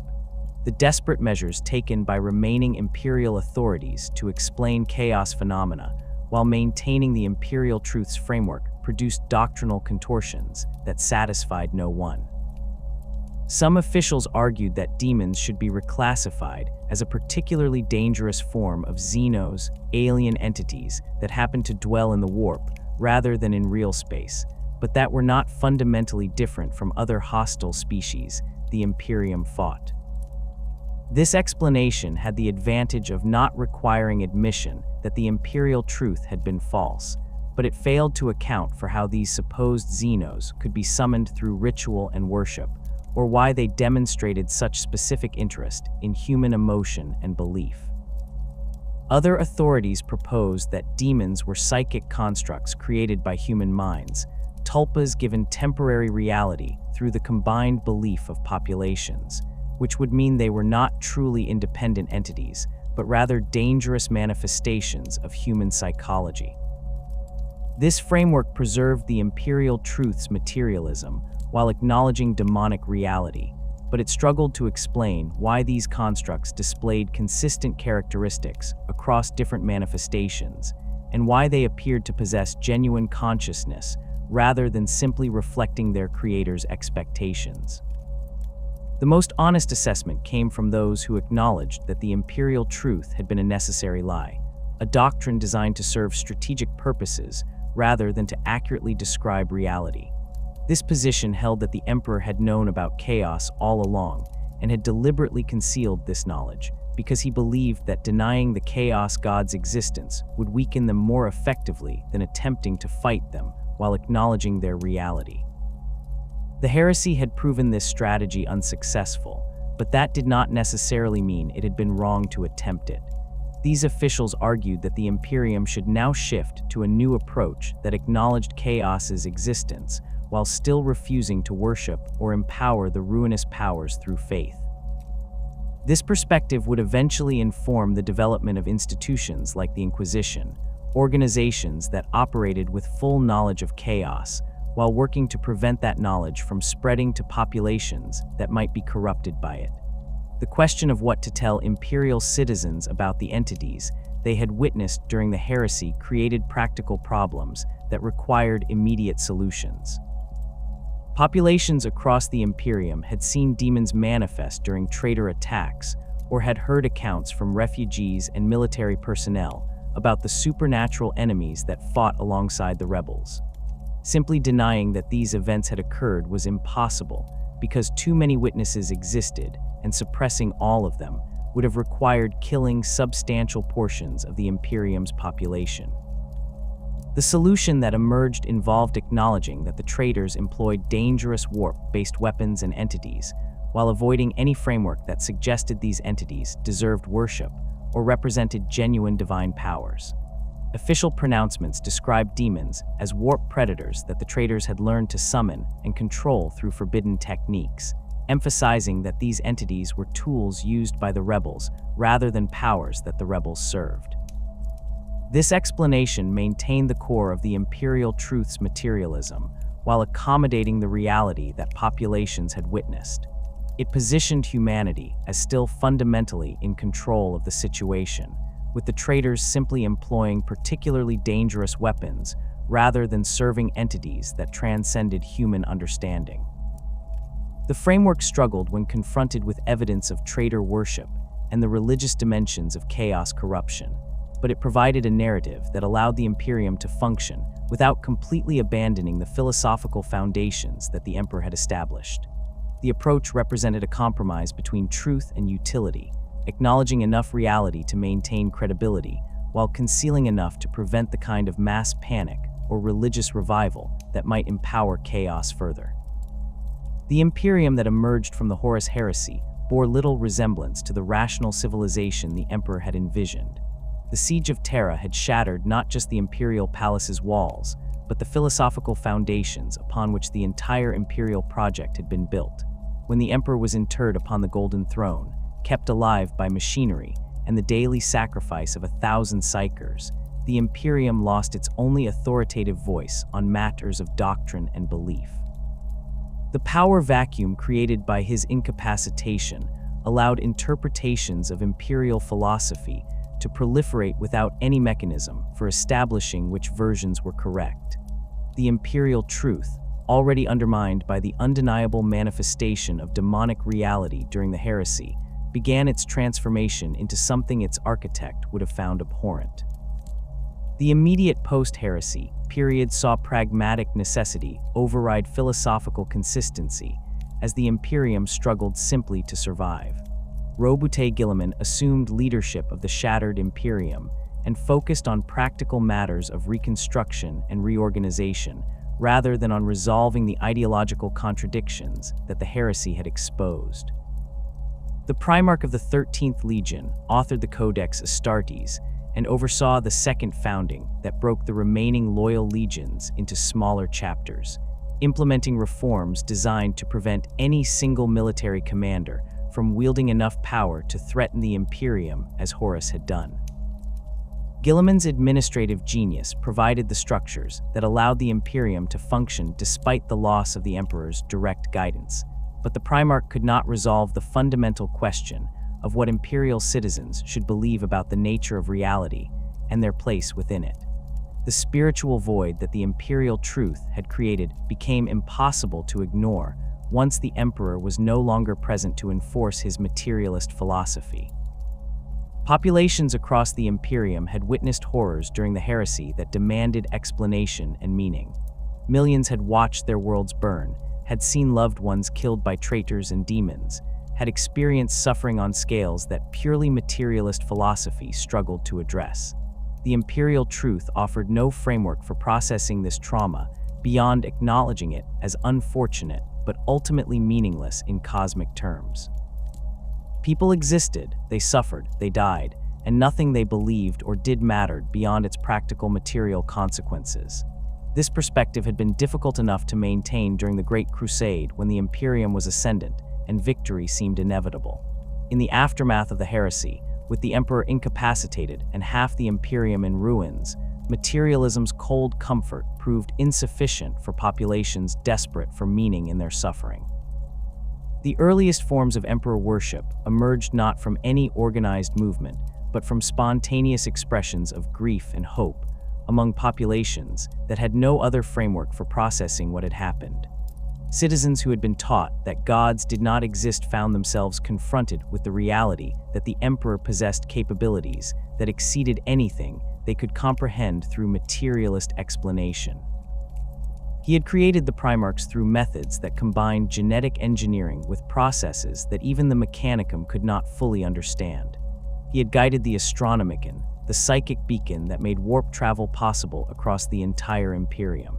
He had fought Horus in single combat, and according to the accounts that spread through the Imperium, had destroyed the War Master's soul so completely that even the Chaos Gods could not preserve it. These achievements seem to transcend what any merely human being should be capable of accomplishing, regardless of how advanced or evolved. The distinction between veneration of an extraordinary human and worship of a divine being proved impossible to maintain once the Emperor was enthroned, and became the focus of desperate prayers from populations seeking protection and meaning. Citizens began attributing miraculous interventions to the Emperor's will, interpreting fortunate coincidences or unexplained survivals as evidence of his divine protection. A soldier who survived a battle that killed all his comrades might attribute his survival to the Emperor's blessing rather than to chance. A world that successfully repelled a traitor attack might credit the Emperor's intervention rather than the competence of its defenders. These interpretations violated the Imperial Truth's materialism, but Imperial authorities found themselves unable or unwilling to suppress them, because doing so would have required executing or punishing citizens whose faith in the Emperor represented their primary motivation for continuing to serve the Imperium. The development of the Imperial cult proceeded gradually across the millennia following the Heresy, emerging from countless local practices and beliefs that slowly coalesced into something resembling organized religion. Different worlds developed different traditions and rituals for honoring the Emperor, creating a diversity of practice that would eventually require systematization and official sanction. Some populations emphasized the Emperor as a warrior god who demanded martial excellence and sacrifice in battle. Others focused on his role as humanity's protector, praying to him for deliverance from the threats that surrounded the Imperium on all sides. Still others venerated him as the source of all knowledge and wisdom, seeking his guidance in matters of governance and daily life. These varying interpretations shared the common element of treating the Emperor as fundamentally different from ordinary humans, as a being whose nature transcended material explanation and whose will shaped reality in ways that required faith rather than reason to comprehend.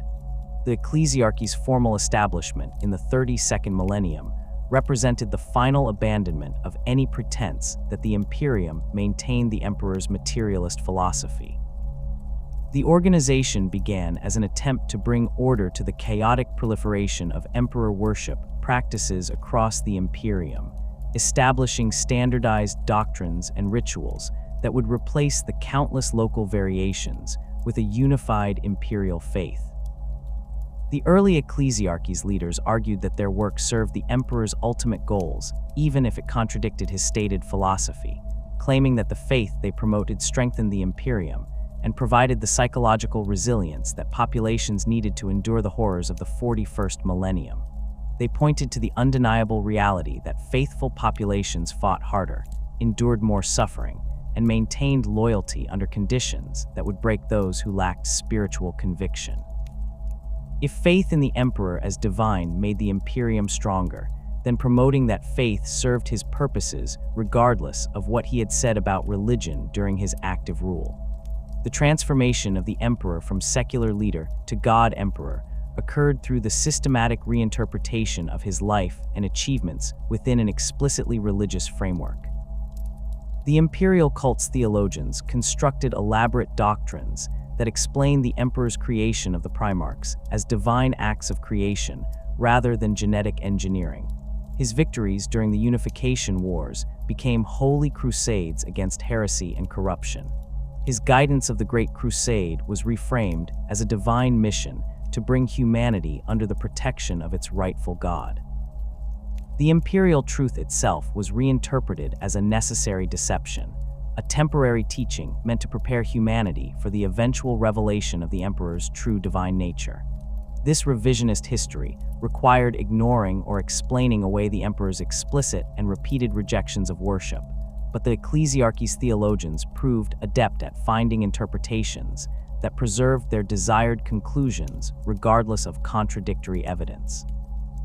The Lectitio Divinitatis, originally authored by Lorger before his fall, became the foundational text of the imperial cult despite its author's betrayal and corruption.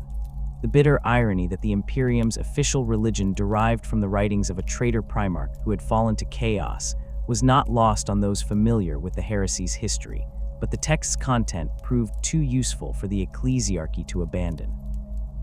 Lorger had articulated arguments for the emperor's divinity that resonated with populations across the Imperium, and his theological framework provided the structure that the imperial cult needed to establish itself as a coherent religious institution rather than a collection of disparate local practices. The ecclesiarchy simply removed references to Lorger's authorship and presented the text as ancient wisdom that had been preserved through the heresy, allowing them to use the traitor's work without acknowledging his role in creating it. The imperial cult's growth into the dominant force in imperial society proceeded through multiple mechanisms that reinforced each other. The ecclesiarchy established churches and cathedrals on every imperial world, creating physical spaces where citizens could gather for worship and receive instruction in official doctrine. The Missionarius Galaxia sent preachers across the Imperium to convert populations that still maintained pre-imperial religious practices or that had developed heterodox interpretations of emperor worship. The Adepta Sororitas provided military force to support the ecclesiarchy's authority and to punish those who refused to accept official doctrine. The Schola Progenium educated the children of imperial servants in the imperial cult's teachings, ensuring that each generation internalized faith in the God Emperor as fundamental truth rather than as a belief system that required justification or evidence. The complete inversion of the Imperial Truth's principles became apparent in how the Imperium treated religious dissent by the 41st millennium, where the Emperor had demanded the elimination of faith and the establishment of reason as humanity's guide. The Imperium now demanded absolute faith and treated rational skepticism as heresy punishable by death. Citizens who questioned the Emperor's divinity or who suggested that he might be simply an extraordinarily powerful human faced execution or forced labor.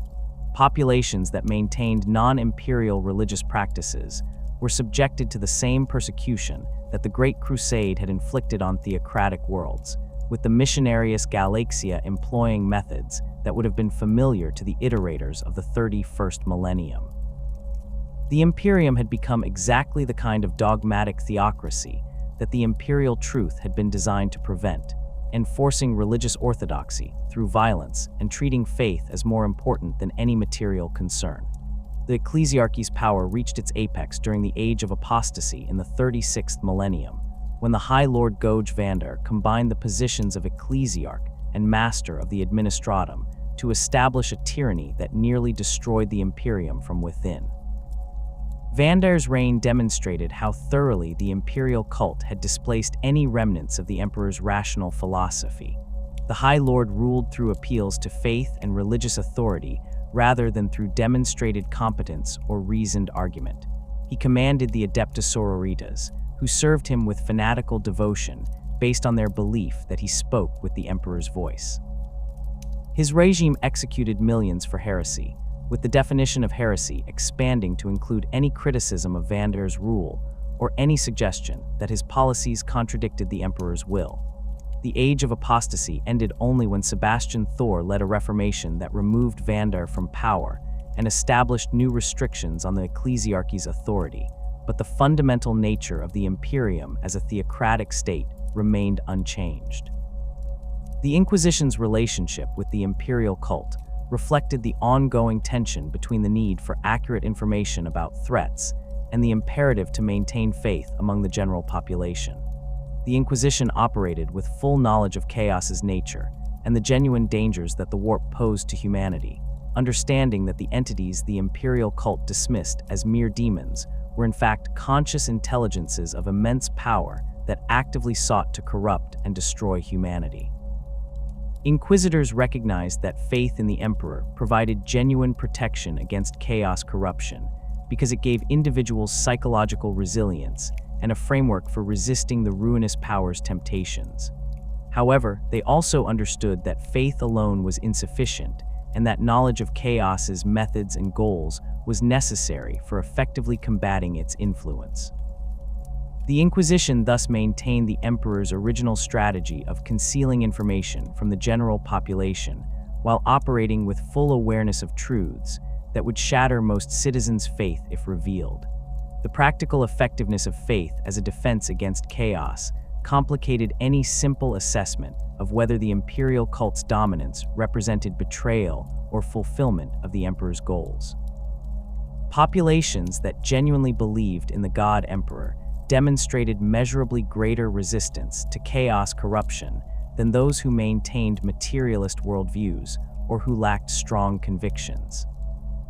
A faithful imperial citizen who encountered chaos cultists attempting to recruit them would reject the overtures based on religious conviction that no argument could shake, while a citizen who understood the emperor as simply an extraordinarily powerful human might be more susceptible to rational-sounding arguments about why serving chaos offered better prospects than serving the Imperium. The imperial cult's promotion of unquestioning faith created populations that were psychologically armored against certain forms of chaos manipulation, even as it violated every principle the emperor had articulated about the importance of reason and empirical truth. The return of Roboute Guilliman in the 41st millennium forced a direct confrontation with the Imperium's transformation from the rational civilization the emperor had envisioned into the theocratic nightmare it had become. The Primarch had been placed in stasis following his wounding by Fulgrim's poisoned blade, and he had spent 10,000 years in suspended animation while the Imperium evolved without his guidance. When Belisarius Cawl and Ivrain successfully revived him, Guilliman found himself in an Imperium that he barely recognized.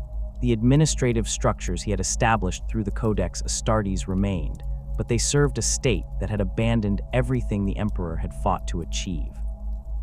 The populations that had once been educated in science and reason now spent their lives in prayer and superstition.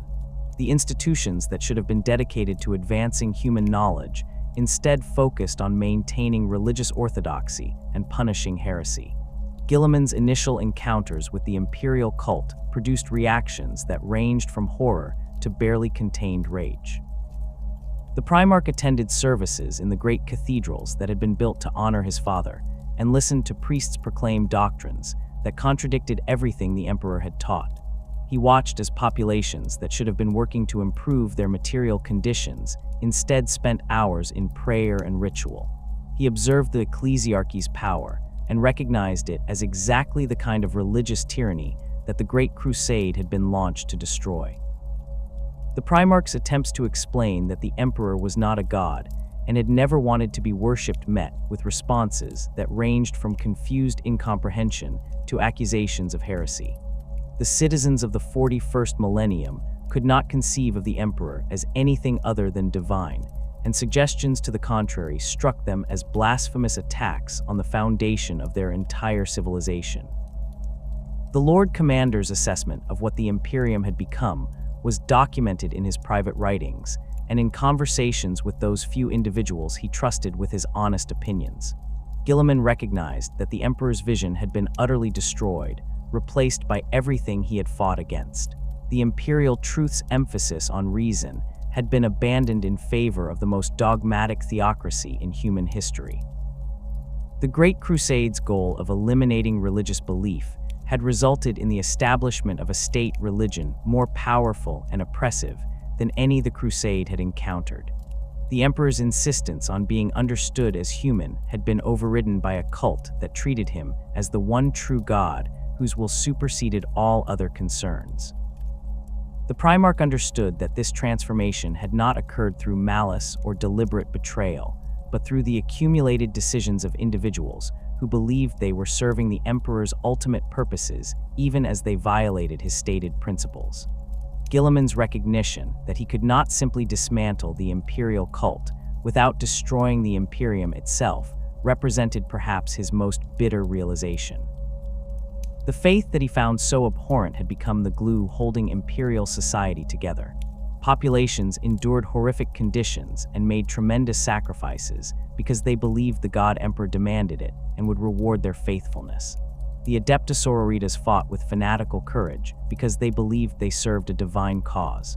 Imperial Guard regiments charged into certain death because their faith convinced them that dying in the Emperor's service guaranteed their soul's salvation. Attempting to explain that the Emperor was not actually divine and that their faith was based on misunderstanding would not enlighten these populations, but would instead shatter their will to continue serving the Imperium.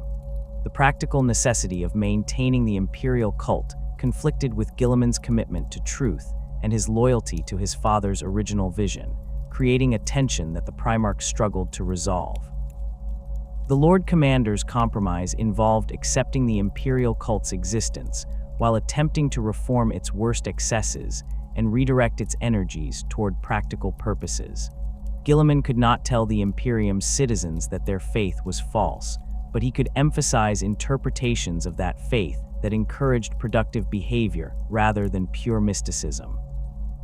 He promoted the idea that the Emperor was best served through competent administration, effective military action, and the advancement of human knowledge, rather than through endless prayer and ritual. The Primarch worked to reduce the ecclesiarchy's political power while acknowledging its spiritual authority, attempting to recreate something resembling the separation between religious and secular authority that had existed before Vander's reign. These efforts achieved limited success because they required fighting against 10,000 years of accumulated tradition and doctrine, but they represented Guilliman's attempt to salvage something of his father's vision from the wreckage of what the Imperium had become. The theological questions raised by Guilliman's return created problems that the ecclesiarchy struggled to address. If the Primarch was the son of the God Emperor, what was his own nature and authority? Should his words be treated as divine revelation or as the opinions of an extraordinarily capable but ultimately mortal being? When Guilliman contradicted established imperial cult doctrine, which source of authority should take precedence? Different factions within the ecclesiarchy reached different conclusions, with some arguing that Guilliman's return represented a miracle that validated the imperial cult's teachings, while others worried that his obvious discomfort with being treated as wholly suggested problems with how the faith had developed. The debates remained unresolved because neither side could definitively prove their interpretation, and Guilliman himself refused to engage with theological arguments that he viewed as fundamentally misguided. The Primarch's private reflections on his father's failure acknowledged that the Emperor's strategy had contained fatal flaws that made the current situation almost inevitable. The Imperial Truth had attempted to eliminate faith without providing adequate replacement for the psychological and social functions that religion served. It had demanded that populations abandon beliefs that gave their lives meaning without offering a materialist framework that could provide equivalent comfort and purpose.